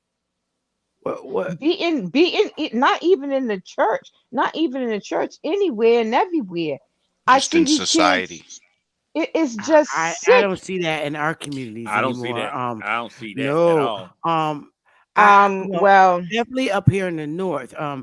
I can't fathom that happens in the South because uh these days, like in the old days, like 1930, 20s, 1900s, yes, but here I advocate in the north is the frontier, well, let's just say the colonial states, period, are the frontier for passing laws against parents. They The north fights they started this whole thing with taking away the power from the parent, and it all started in the North. Because in the South, they're not pushing for parents not to have control over their children. They flip the script. In the North, they push it. Everything, Yeah, it's like everything starts in the colonial states, and they're exactly. pushing for all these laws, like what's going on in the school. You could be a boy and girl. It's comes from the colonial states, because the South was always very different and against a lot of the shit that the North laws that the North wanted to pass. That's why they was always separate, and there's no colonial states in the South. Well, I think the only colonial states in the South is Georgia and Virginia and um what is it? South Carolina, right? Mm-hmm.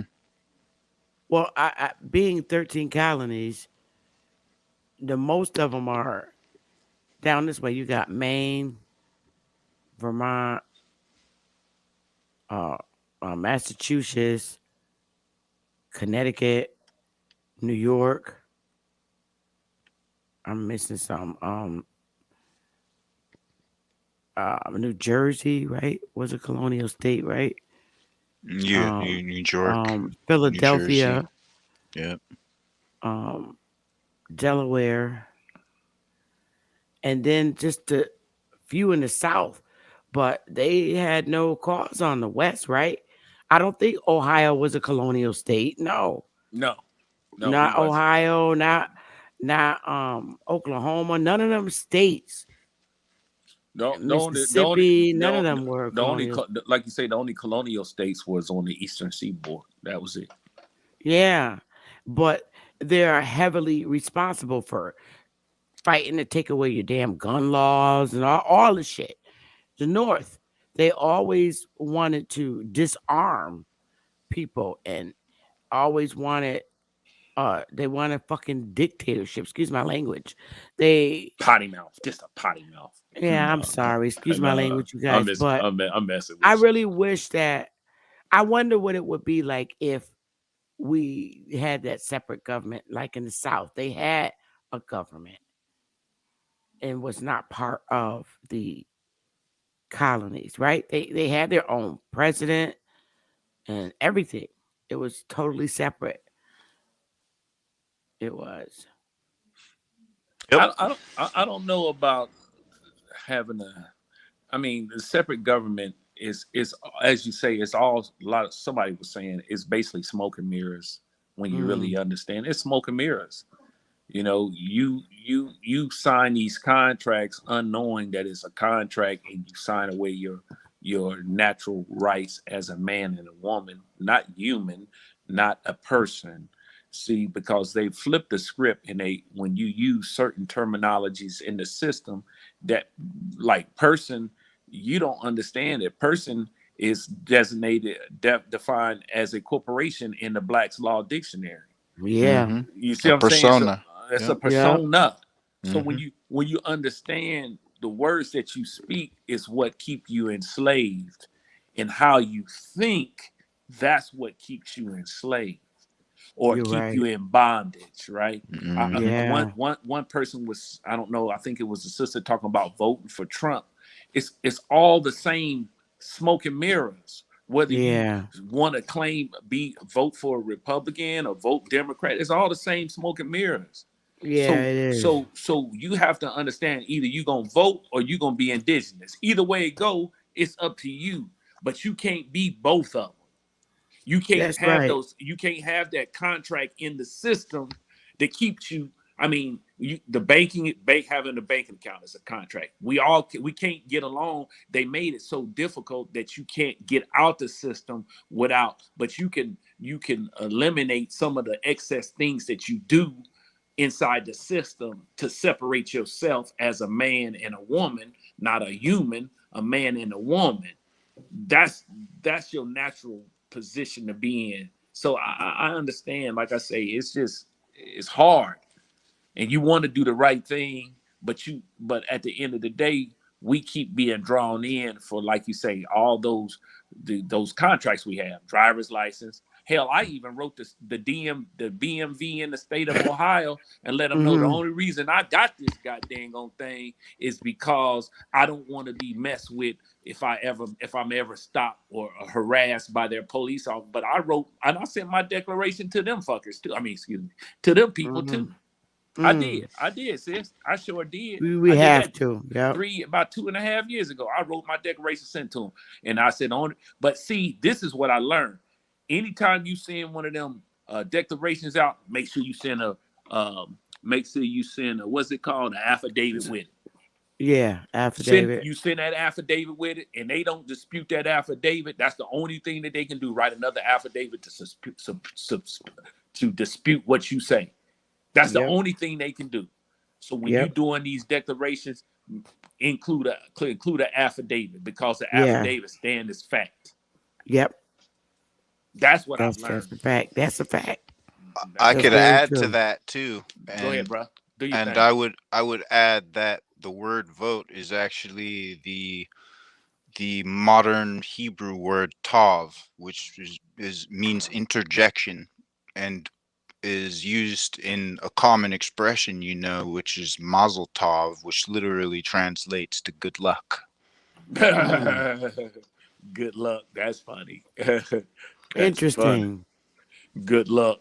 Mazel tov. Good luck. That's funny, my brother. That's straight. So I'm saying that it's, like I say, it's difficult to try to remove yourself. You won't be able to remove it 100%. Like Chief always say, I ain't turning off my electricity and hell no. I ain't turning off my electricity and my water and go out here and have a well and dip out a stream. That shit ain't happening. Man, I'm sorry, I can't do it. Maybe in another life. No, I'm with you, G. I need my heat and hot water, man. AC. I don't want to burn no wood and have wood smell all up in the house. I don't want to Right. I'm sorry, I can't live like that. And I want to be able to cook my food on my stove and get under my cover. Oh, hell no. I'm sorry. That's funny. That's funny. That's funny. I just wanted to throw that in there. Anyway, but all you brothers and sisters are great, man. I appreciate each and every one of you, and that's what it's about: sharing information, and not just because the individuals don't have the information that you have or don't believe the way you believe. That don't mean that they're wrong. I had a conversation with my mother-in-law 2 weeks ago. She was here, and of course, she's in religion, and so I asked her one question. And she got real quiet. She didn't say nothing. She never responded. I said, so you got Judaism, Buddhism, Muslims, Catholicism, Seventh-day Adventists, this and that. Which one is the right one? I just ask her, which one is the right one? None of them. No, you can't say which one is. And she said, well, I believe. I said, exactly. And she shut up right then. Exactly, that's what you believe. So it's your belief system.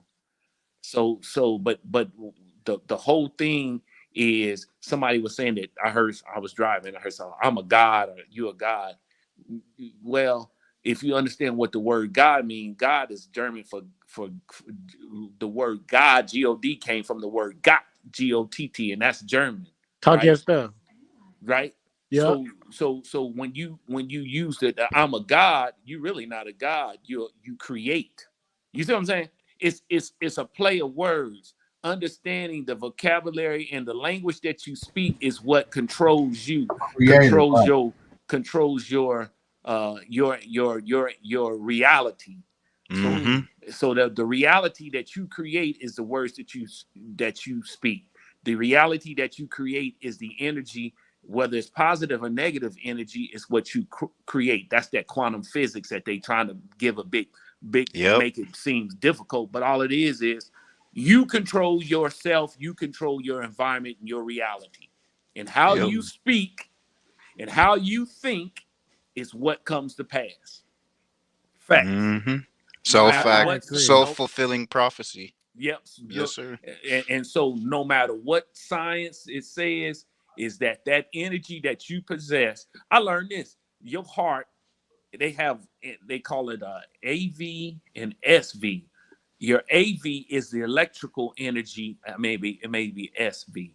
The electrical energy that is generated in your heart, it generates in the upper chamber. This is why they measure your EKG, is because you really, technically, we are energy.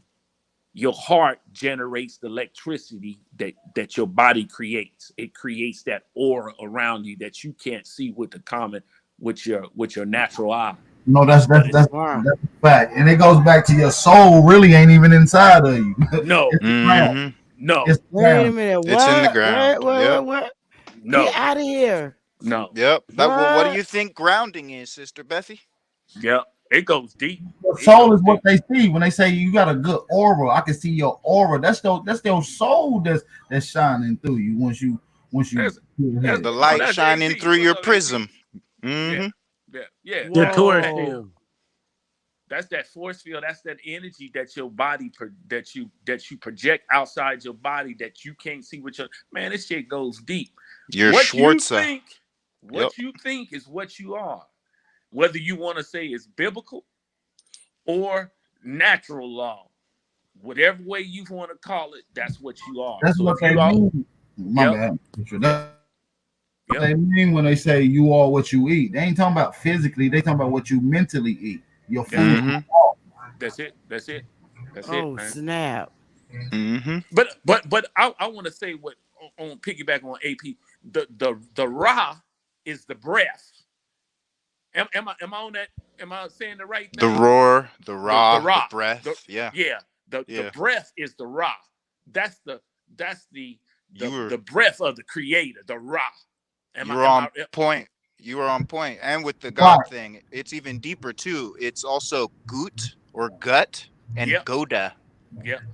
Goda, God, your gut instinct. Right. And then take it even just to piggyback off of ZPE, shout out to DJ, that it even goes back to a sound, and it's you actually coming through this earth. And when you come through this earth, the first sound you make is that's the breath. That's the Ra. Is the Yahweh. That is the Most High. That is what they're talking about. Breath. Right. Oh, y'all got me. I'm gonna hit you with one more thing, AP, and I just started looking up at this. It's about the navel. Your navel. The second we got two minds. This is where the gut instinct come from. When you say my gut ain't feeling right, that's the navel, because your navel was connected to your mother, and she was downloading it into you when you was born, right? This is why they're so quick. That's why they so quick to cut the umbilical cord, because they know that if they leave that umbilical cord attached too long, all your past lives and what you was and how you was will be downloaded. Facts. So naturally, get out of here. That's why people who aren't born in the hospital are like. And not only that, they actually don't get rid of that information. They save it and they eat it. They ingest that information literally. That knowledge. How do you think they come up with this bullshit, sister? That's what they call placenta eating. But listen, naturally, in the old days, it's just like any fruit. You see an apple that's ripe, it's hanging on, it'll fall off. And just like that biblical cord, it'll fall from the navel area that's connected from the mother naturally after it's done downloading. Naturally, it'll come off. Right. So the baby is supposed to stay attached until it comes detaches off naturally. And absorbs all that information. Yes, ma'am. But they use that in all kinds of medications and all sorts of skin creams, everything. Dr. Sabi's last child was born like that. He talks about the whole process.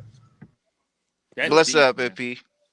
That's deep. Peace and blessings to everybody on the panel, man. Make sure y'all hit that like button. Y'all gonna want to be there tomorrow, man. It's gonna be some heat tomorrow. I promise y'all. Yeah, it's gonna definitely be some heat.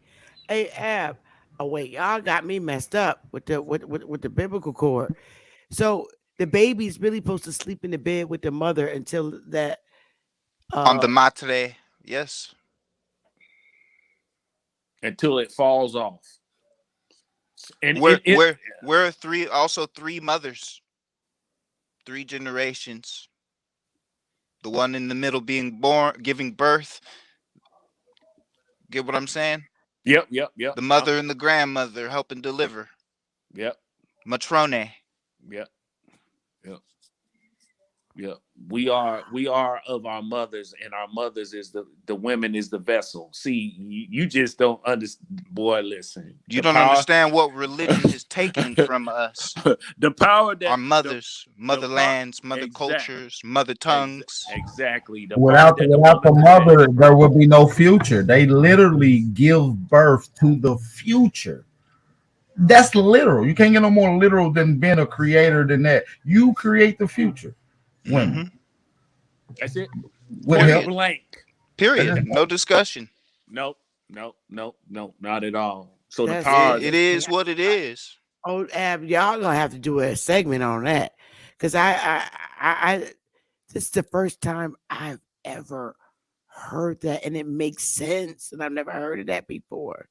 Man. I thought that they had to cut it because the baby will die. That's what we was always told. Nope. That's Check this out, Sister Bethy. You know why Harry Potter was banned by the church? Because one of the main incantations is Patrone Expelliarmus, which in English means patriarch expelled, or remove the patriarch. I know Expelliarmus was meaning expel, but I didn't know what Patrone. Matrone. Yeah, matrone. Yeah, I see Patrone what you're replaced matrone. Yes, that's Latin. Yeah, I got you, man. This is freaking me out. Now I'm gonna have to go and read something about that. I was always told that if you don't hurry up and cut the biblical cord, that the baby could die. No. It's downloading. It's downloading all the information, and because the blood, it's got that umbilical cord has it has like 5 different tubes inside of it. Every animal that's on this planet, that's born naturally detached from the mother. Exactly. And then they get up and move really quickly. Right. Everything is already pre-coded and downloaded in you. You usually got a friend that's downloaded, and they stop the downloading process on us. You see what I'm saying? And but we still happen to gather what we gather through ourselves, which is generating information and passing it down as well. So, and as I was stating again, that your navel, even right now, you wonder how you get lint in your navel. It's because your navel is sucking in. This is the shit that you ain't been told. And if you put your finger in your navel, you may have a whole bunch of, because your navel is drawn in. And so they say that you can physically heal yourself by putting different oils, warm oils in your navel. If you got diabetes, if you got any condition, your navel is your second brain. That's why when you say I got a gut feeling, that's that navel telling you, hey, you better get that. True. They even romanticized that in Sophia Stewart's movie, The Matrix. Right before he went into the Matrix, there was a parasite that was feeding on his consciousness. And where did they get that parasite from? Out of Neo, out of his belly button. Exactly, his navel. I remember that. Out of his navel, yeah. So they show you the information, but because you never been exposed to it, you don't know what that means, man. Symbology is always going to be around you, and you just don't understand it. You don't see it. But They understood that no matter if you understood the language, they could get you by symmetry and symbolism. Right. People are connected to that. There's symbols that our ancestors looked at and it had a meaning to, that now that you see, you have this weird vague feeling of why you like that feeling, is because somebody in your lineage passed down this information for you to have that understanding of that. That's facts, bro. This is why psychedelics are banned as well. Even simple things like weed is because you are regrowing telomeres And in other words, you're tapping into all of that information. You're making your brain that you got a natural crease in separation in your brain. Psychedelic brings this together and connect neurons that's not connected and servers of information highways that ain't been used and make them use. This is why they call it heightened consciousness. And oftentimes people with advanced civilization come up with great ideas and inventions off of psychedelics. And that's just why they got it banned, because it heightens our consciousness and what we need to do as a people globally. Yep. It makes Well, you shouldn't it be a law aware of against your cutting the biblical cords? Man, they know Because it what seems they like they're doing. always in a rush to do that. They know what they doing. But there should be a law against all of this stuff that's And they going make on. sure you're heavily sedated too when they do it. So you know what I mean? You like hurry up and get this damn thing off of me, you know. And then they scoop, they push that placenta out, they bag it and tag it, and they send it off. They make thousands of dollars off. Yeah, that's genetic codes, and a lot of your information that you need, they'll get it, and you'll wonder why they come up with these ideas sometimes. Just because they aided and processed your damn information. That's it. That's facts, man. That's facts. Oh my God. This goes back to adrenochrome and bloodletting, and this is a whole nother bill to how they decipher information through alchemy, dark alchemy. Which is the ultimate what gave birth to what a vampire is. Which is a whole the art other of the chameleon to hide truth and deceit and tyranny in plain sight. Well, AP, well, facts of the matter is, there's a lot of goddamn vampires in this country. That's what I man. keep hearing. They saying that these people really need our blood to live. So I'm starting to believe it. Have you ever asked yourself this? You go to the doctor, they testing you for cholesterol. They draw 4 vials of blood. Why? I know. Think about what I'm saying. And they put it in there and shake it in that jar. Well, that's what's so high, and this is what kind of was on this Wall Street market. Some of these DOJs and things of this nature is the blooding of them getting this particular blood and stuff like that. You know there was a report on Queen Elizabeth drinking blood back in fucking the 60s and the 70s. Hell, Bloody Mary. Princess Diana said that she seen her eating children. This was like a couple weeks, couple months before she ran off and wrecked and all of a sudden died, right? Princess Porphyria. Diana. Right. We're talking about porphyria. So why do you think that I'm not saying, I'm just going to say this. How do you like your steak when you eat a steak? Somebody say something real quick. Well done. Well done. Okay, why do you think the other folks like it rare, medium rare? Medium rare is bloody, yeah. Come on. Why do you think your placenta is in suntan lotion? Oh hell, cause that shit is in everything, man. Because one of the symptoms of porphyria or vampire disease is extreme sensitivity to sunlight. The sun, exactly. It's not like you see. So when we know that white people are black people in all reality, because they're the people that come from the Black Sea area, then you also know that a daywalker is one of those people who has the ability to walk in sunlight. Exactly. Now you get the steganography that's Hollyweird. Wait a minute, you say steganography. You using some hell words, man. What is steganography mean? Steganography is the art of hiding the truth in inverse in art and media. Okay, I got you, bro. So making you think that Morpheus is a brother when he's a pale man, and making you think that Neo is a pale man when he's actually a brother. Oh, okay. Wow. Oh, you're freaking me out. After listening to Lieberson, y'all need to hear Lieberson talk about that damn Matrix movie. He was scared of pants off of you. Well, me anyway. When Lieberson talks about the Matrix, he's very scary to me. When he talks, what he says is scary. He's telling you the truth. He's really intelligent with that movie. I would never think what he puts out. I didn't even know they were on a damn spaceship.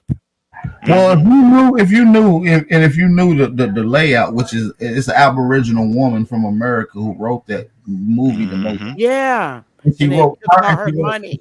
and she wrote Terminator. So once you understand that Terminator is the prequel to the Matrix, so it starts off regular world, robots come back.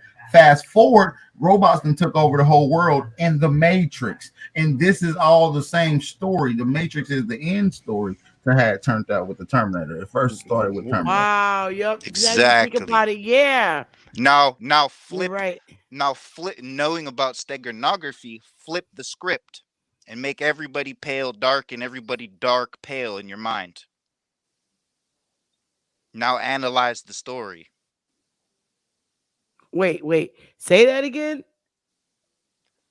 Sarah Everybody Connor. that's pale, make the pale people in your mind dark. So with Keanu Reeves and Lawrence Fishburne, flip their roles in your mind and look at it from both sides. That's what the story is. Use your right hemisphere. They're telling you a truth. There was a black dude that was a one and a white man that told him that he was the one that seen his potential. Exactly. That's what he's saying. I got you. It was a black I remember that scene.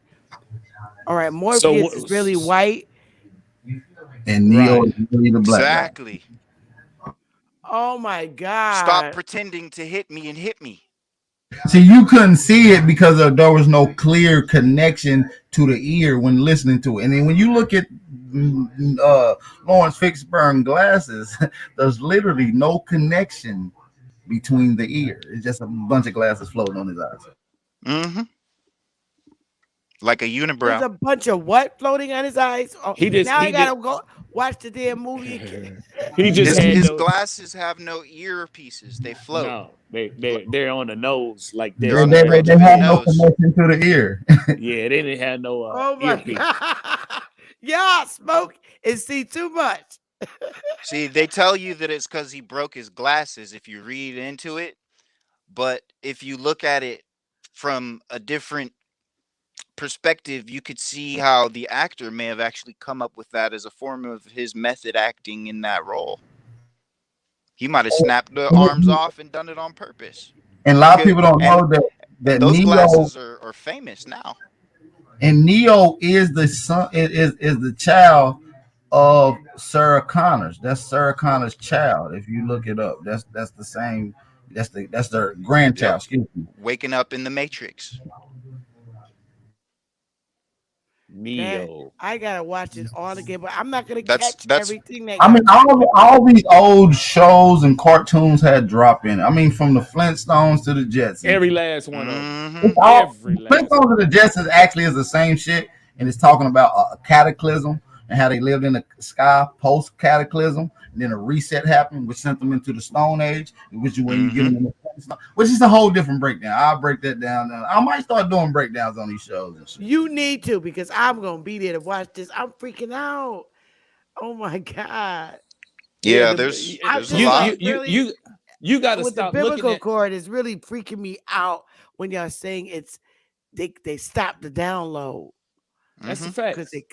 Oh my God, that is like so crazy in my head right now. Because if they didn't stop the download, like I say, you'll recall all your past lives.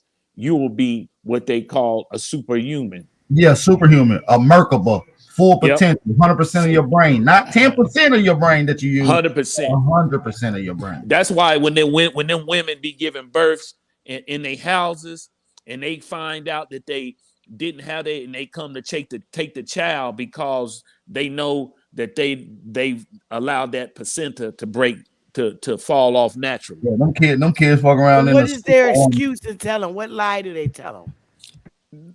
Because they're trying to put them in the system to give them a birth certificate, and then they're gonna shoot them up with vaccines. Exactly. Fuck you up even more. It's like a virus out of a computer. It ain't gonna finish downloading all your information. Now all your information screwed up. Right. See, and I absorbed a lot of my placenta from my They mother. didn't have, I thought they didn't have rights to do that. Man, they do. Man, They that's do. because They you don't. don't know. They don't Listen, honor any of their laws. The only thing that the big pharma can do is anything. They can't even be sued. You cannot sue. They have immunity. They have international immunity. And thanks to who? Obama's ass. He passed that shit in They can't be 2010. sued. I don't give a fuck if a whole nation dies from whatever of anything dealing in pharmaceutical. You can't do nothing with them. They have immunity. Man, y'all better. Kobe Bryant. I mean, you see what happened? They still got immunity. Yep. That's like really scary, guys. It's not scary. It's just because you never been exposed to that information. Once you're exposed to it, you'll go off and start doing your own research. You'll see what we're saying. And you quit being scared because you realize they're a minority. No, it's not that I'm scared. It's like it is the kind of spooky looking, like it's like it does on the surface. It's like they're stopping. It's unlimited things that they did wrong to us, and it's just like the Matrix. We won't keep referring back to the Matrix as a metaphor, because before he went into the Matrix, he lived a regular life. It was rough, it was stressful, it was a day-to-day routine, and he had the option to see, to step outside of that illusion and see what the world truly is and what it has truly designed. And once he came out of there, it was scary for him for the first initial second, and it could be spooky realizing that everything that you've been told almost is a lie. It could be everything. Everything. Not y'all gonna have to do a segment and break that movie down. I would love to build with these brothers on ZP. I want to see. Curious one. Break down. I'm gonna take notes.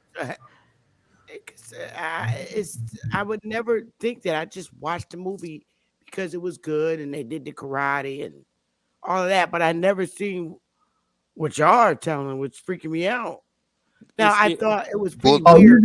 You were just watching the action part, the karate, the dodging the bullets. Yeah, well, yeah, but look at it deeper, sister. Because what does he have to connect himself to learn karate, to download it? Exactly. Oh my goodness! You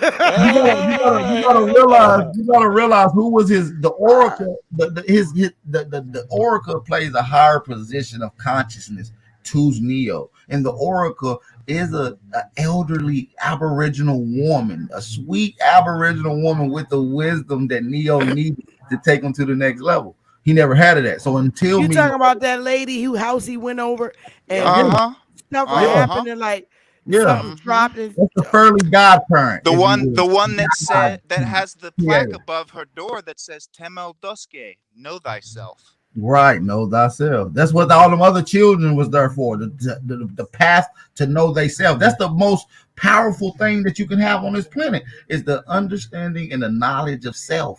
Knowledge of self. This is what we're doing, Sister Bethy. Waking up brothers and sisters up. That's it. Knowledge of self. Y'all, I think if y'all do a breakdown, I don't think everybody knows. I can't be the dumbest person right now. I mean, there's YouTube that don't know what y'all seen in Matrix. There's more movies that's out here that they put drop in. Every movie that they produce got drop in. Every movie, almost everyone. Almost everyone. You name just it. You just have to have an eye to see it. Yep, it's the Masonic ritual, also known as the craft ritual of revealing the hand. That's it. Okay. When I watched Matrix, the way I was viewing it was these people were walking computers because of the way I understand how computer programming works. What's your brain, sister? I would never think it. Your brain is a computer. Right. Your skull is the original memory bug and the left and a right bank with the partition. Like no, they're right. The brain is the actual and the viruses and the bugs. The brain is the actual computer, and the way they hook up and take you in and out the matrix is hooking into the back of your head.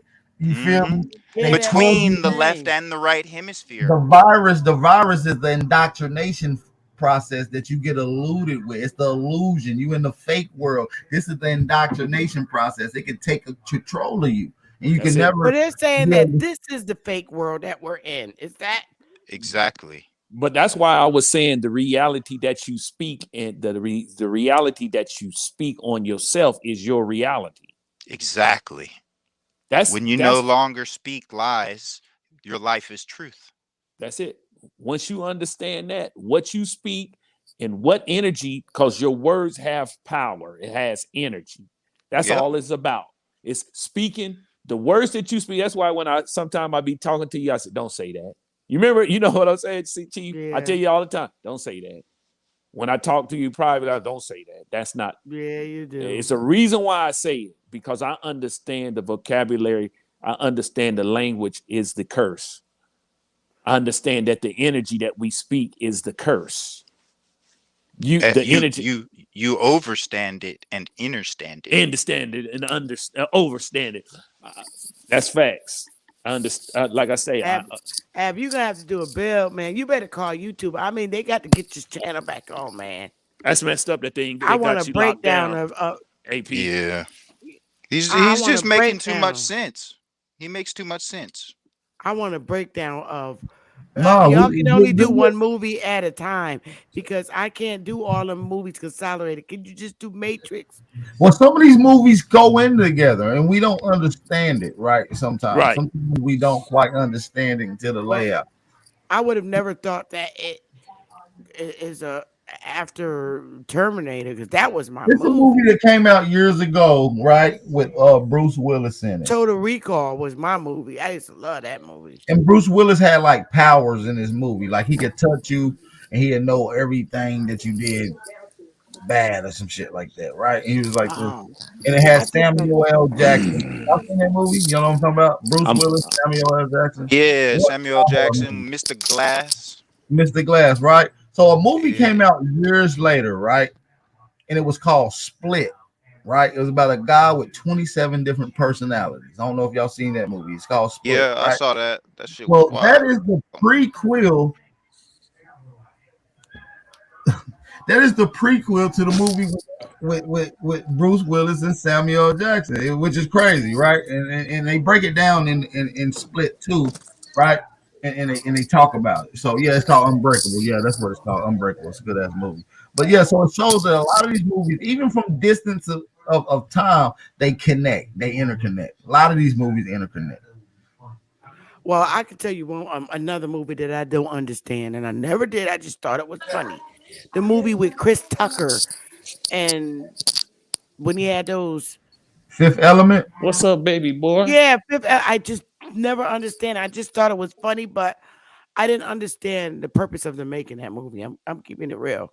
I haven't seen that movie in years. It was funny to me, but there's a meaning behind it, but I just don't get it. Yeah, it was the future. It was future and how men was over feminized and shit like that. And fast forward to today, and that shit is happening right now. Exactly. I don't think that's a segment we need. That's the quick breakdown for that's the stuff that we got to talk about in Zoom. The short synopsis. That's what's happening today. I never understood Harry Potter. I'm just gonna be real. I never even read the book or watched a Harry Potter movie. Yeah, Harry Potter is like Merlin, Moses. It's all the same stuff. Yeah. Recycled allegories. I'm almost scared to think what's in the 2000 kids' head. Harry Potter, and that's past them, but. Well, look at the name, even Harry, as in a hairy animal. They got other books that's way worse. Like they got thicker books now. Trust me, I'm not even. I'm not. Tom said the fifth element is truth is what we live in. Oh God! Another one of those crazy movies I watched is called The School of. I think it's called The School of Magic. And the one of the so-called professors said something that was so powerful. What she basically said is that when you basically if you speak it with feeling, it will come to pass. That's basically what she was saying. You speak whatever words you speak with feeling, because you have to feel it. So basically what she's saying, if you speak it and you feel it in your heart, it'll manifest itself in your reality. That's more or less. No, that's a fact. And your heart actually has a seniority over your brain. It really Exactly. does. Exactly. Exactly. What you find in your heart from scientific studies that you find brain cells inside of your heart, Right. but you don't find heart cells Inside your brain. Your brain. brain. Oh my goodness. Y'all freaking me. That's why when y'all as ladies y'all say I got that feeling, right? That's that sixth sense. That's that automatic sixth sense that you guys have. It's that they're talking about. It's that what you have that you have not used, but you speak about. You know, girl, I such I got that feeling, and so when I had it, I had that feeling. This is what's gonna happen. That's what the women give to us. They give that to each and every one that comes through birth. You get that Yep, yep, yep. You get that in the from your same mother. place where you Facts. huddled at, where you was created at, where that energy that's so powerful that it's on the level of the Big Bang Theory. The same energy that goes into creating the bones of a human is the same energy that goes into creating a planet. That's a fact. Facts. Can I 200 can billion. I say something? Yes, sis. Go ahead. Peace to the panel. Peace and Peace. love. Peace and love. All right, yeah, you Hey, guys are sister. talking some serious stuff, They and scaring you me about the guys, biblical core. no, Sister Bethy, Freaking me no, out. Sister Bethy, please don't be scared because No, I'm not these brothers, scared, but I think that's incredible. I would never. uh, but these brothers are talking some serious stuff, and I can contest to what they're saying because when my mom passed away, she came to me in a dream. She came to me and it was so real, like she was actually really there. And she said some things. I'm not going to say it on air because I really don't want to talk about that.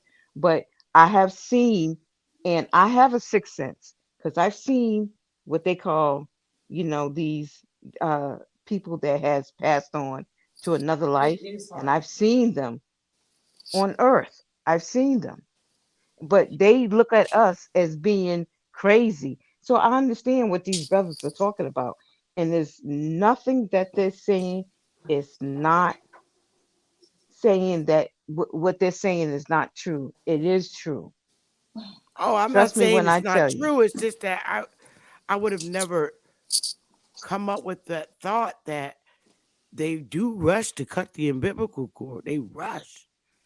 Well, when my son, my second son was born, he was born,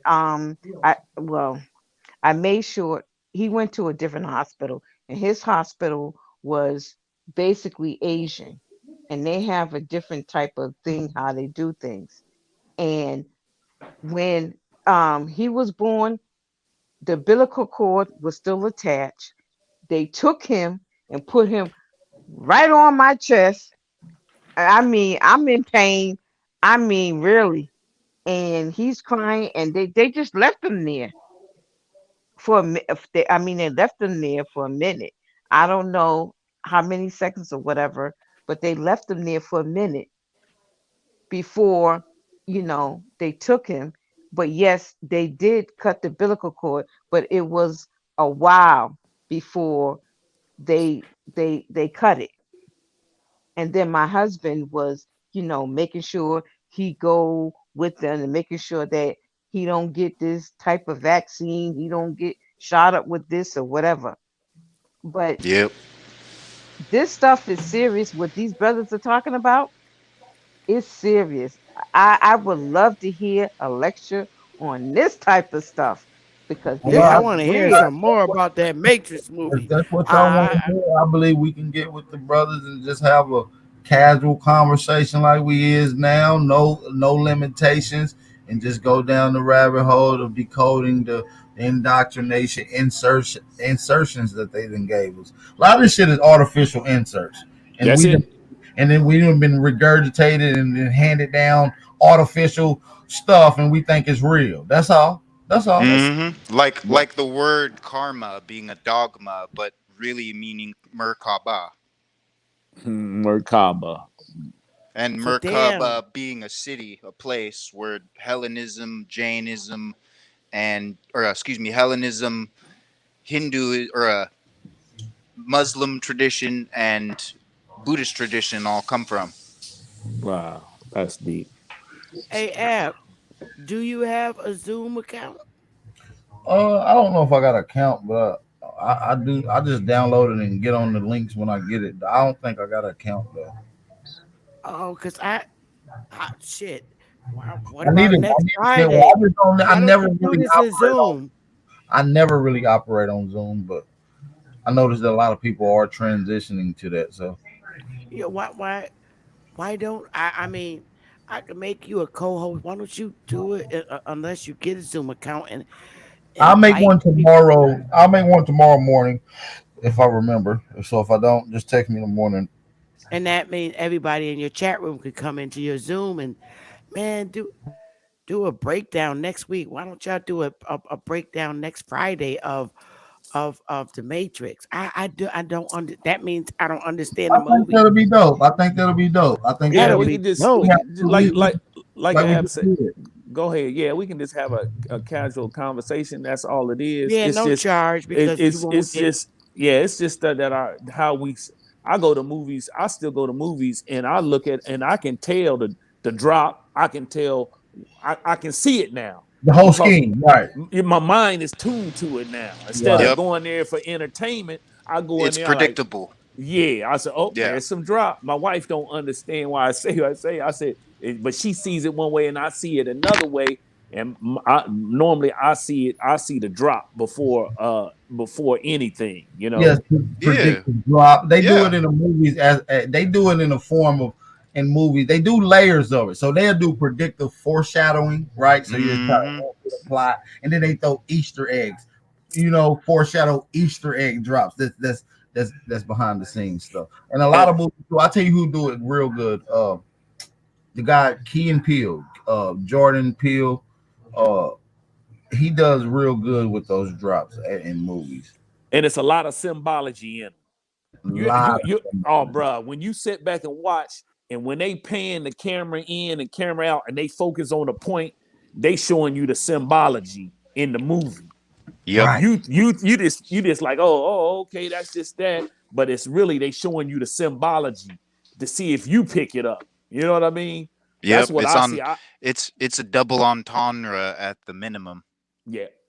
So I see it all the time. I see it. I like, oh, there goes some symbology. There goes some Masonic symbology. I Mm-hmm. think next Friday, you, DJ, Ad Power, and Curious, and also Liberson should break down the Matrix. That alone, that's gonna be like 3 hours straight. Man, they To get like us to understand it, because now I bet you everybody can't possibly understand it like y'all. I know I don't. Man, y'all should go listen to them interviews of the lady who actually wrote the damn book herself, breaking it down. It is shocking. Sophia. what's her name? Stewart, What's her name? Sophia Stewart. Sophia Stewart. That's Shout right. out to the elder. She also was in a relationship with Muhammad Ali too. For those, Mm-hmm. Really? Much respect. As young as she is. and she talks about her Aboriginal heritage and how people in America did not come from Africa. I got the actual interview. It's a dope interview. It's very good. She knows her stuff. She's on top of it. It ain't no ifs, ands, or buts about it. You understand me? And she called out Hollywood. She called out Warner Brothers, who initially stole her book The and put it. Wachowski brothers, the Warner Yeah, brothers. yeah, the Oh, Germans, the yeah. cousins of the Rothschilds. But we'll talk, so You need to show. Mm-hmm. You need to show that in WB Zoom. Network, I'm gonna stay on you for that. I'm gonna stay on all the y'all. Warner brothers. DJ, you no, need to definitely put stay your on me email about in that. the back. I'm definitely interested in that. So you got I my want to number. know that. I'm freaking out about that biblical court. I can't. I'm gonna go see if Willie know. Man, I'm gonna go see if he know. I'm just gonna see what he gonna say. that's the link. I'm That's gonna the see you a tether. lecture from Dr. Sabi talking about his youngest son. His youngest daughter born like that. I'm gonna see you the interview. Yeah, that's the What? tether. That's the tether right there. You see these movies where They in space and they had these tethered lines. Come on now. Mhm. Come on now. It's simple to Mm-hmm. understand. They be in space, they had these tethers, Inner the umbilical inner cord, space or outer space? inner space, because it's Mm-hmm. really no such thing as outer space. But And they what are planets if not chakras? that's it. Your That's it. astral bodies, your Yeah, That's the it. rising, your way to get to falling. the inner That's space, it. That's inner it. space is through the water, man. That's the deep knowledge, man. So when you understand that all this whole outer space, inner space, you can't get to none of that space until you go through the Through the water. water. That's it. Exactly. And And ironically, if where you we want come to be from the and where we most come from. grounded, you got to have The your feet water. in the We dirt come from with the water. water. We come Well, from the water. We come from the primordial in water. undergrad, I remember my science professor saying this in undergrad, that we are walking around in water. You just don't know it. Uh-huh. Tiny Is that molecules of water as well as molecules of floating Fish don't know. phytoplankton. Fish don't know they The in water till you force, take them out of it, midichlorians. huh? That's it. and we That's don't it. know well, why? Okay, it doesn't make sense to me. He said you are walking in water right now. It's Yeah, water. And I'm like a like, well, tree. how is that? And he was like, you are walking in water. Well, Like an I int. Hence mentally, I don't know I'm in water entertainment. until I jump in the pool. He said, no, you're in water. I just couldn't get it. Well, I really sucked in it's science. different waters. It's different waters. They tell you it's acid rain, rainwater, river water, primordial water. It's all different types of motherfucking No, water. I mean when it's literally not raining. Like now it's not I raining. And if I go outside, think we're because he been walking. Sister technical. Bethy. I think he been with Huh? the elements like hydrogen in the air, is Yeah, oxygen in Sister the Oxygen in the air. Bestie. air. But Yeah. Think of the world as a terrarium in your palm that's the size of a snow globe with water. You know, it's 73% water, right? Mm-hmm. So 37% of it is land, and that water's evaporating in that little terrarium that's a snow globe in your hand. So there's all these water molecules or water vapor all around you all the time that you're breathing in. Wow. You're not, you know, there's phytoplankton, which they call the force, pH,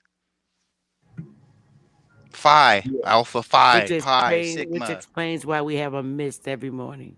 Exactly. man, you're breathing it. It's They call it around it. the when it rains, a stream opened up.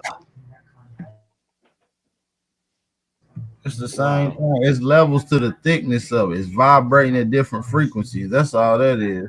And Yep, That's it. different gases, when different water. Yep, you can yes, sir. start using 100% of your brain, this is how what they call going invisible and blending in and walking through, because you can vibrate at the same frequency of whatever you're dealing with. If you understood the frequency of a wall and you set your motherfucking body to the same frequency, now you can walk straight through the wall. Y'all compatible. Y'all be one in the vibration.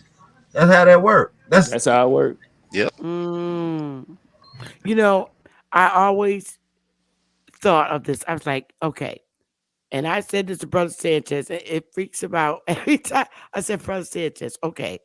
When you go outside and you look up in the air, what if you're really looking down, sir?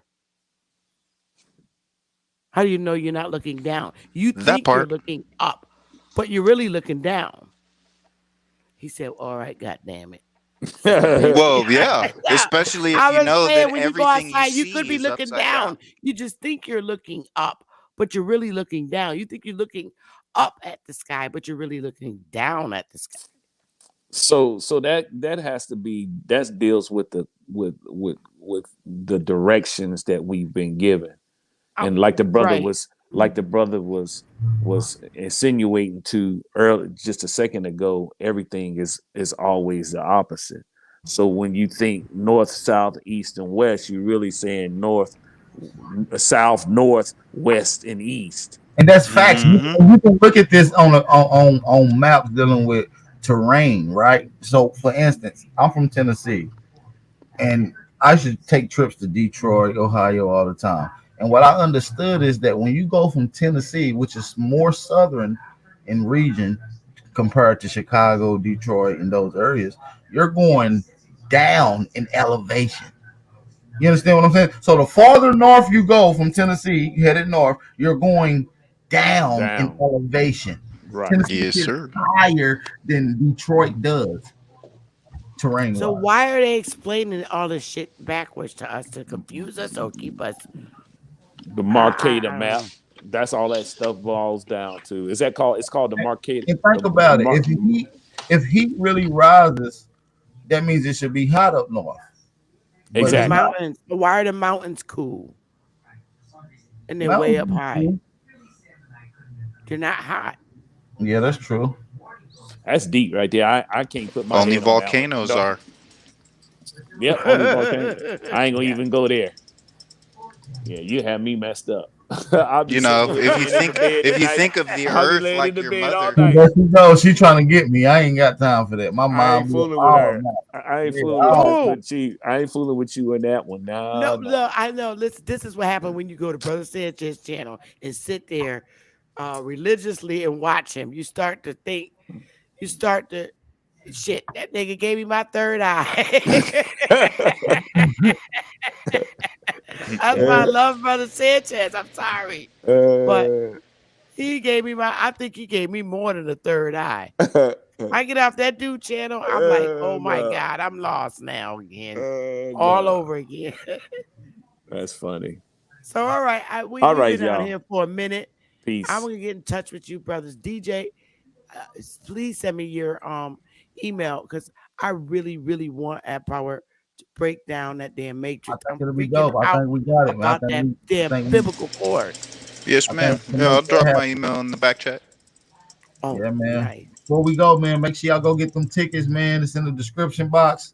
One of the moderators in the chat can drop the link. Oh, yeah, I want to show the video one more time in case somebody didn't see it. And we are not Africans. We are not African. Are you an African, baby? I'm not no African. Nigga, you a lying motherfucker. You nigga talking about we African. You African, nigga. I ain't African.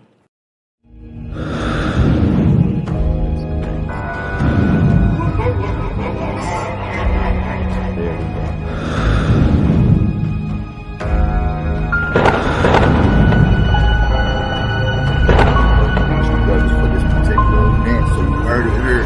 Sister Bethy, Sister Soul, Autochthonous one, Aboriginal Power, Pan-Africanist dead, the pay-per-view. Y'all gonna want to get that. And we are not Africans. We are not African. Are you an African, baby? I'm not no African. Nigga, you a lying motherfucker. You nigga talking about we African. That's gonna be good. I really like that. So here's all the information, you guys. Again, the entry time. You can enter the Zoom once you get the Zoom link, which Ab is going to send out 2 hours before it starts. You can enter the Zoom at 7 p.m., but the lecturing actually starts at 8. And it's going to be myself, AdPower, Sister SOULJAH, Chief Holiday, and A1 tomorrow night, y'all. Get your ticket, please. Get your tickets. It's going to be interesting. And I'm going to stay on Ab. Hopefully, he'll break down next Friday and do the Matrix. I'm freaking out, and I know it's more. So, on that note, I'm going to say honor to everybody. Love y'all. And see y'all tomorrow night. Peace.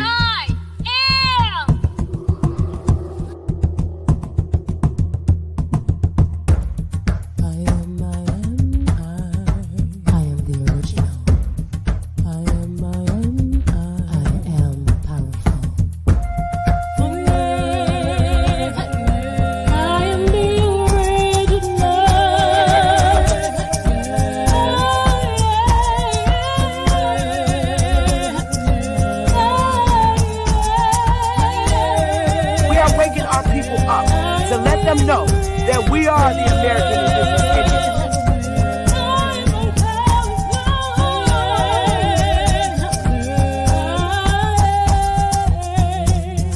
baby. Copper color Indians, baby.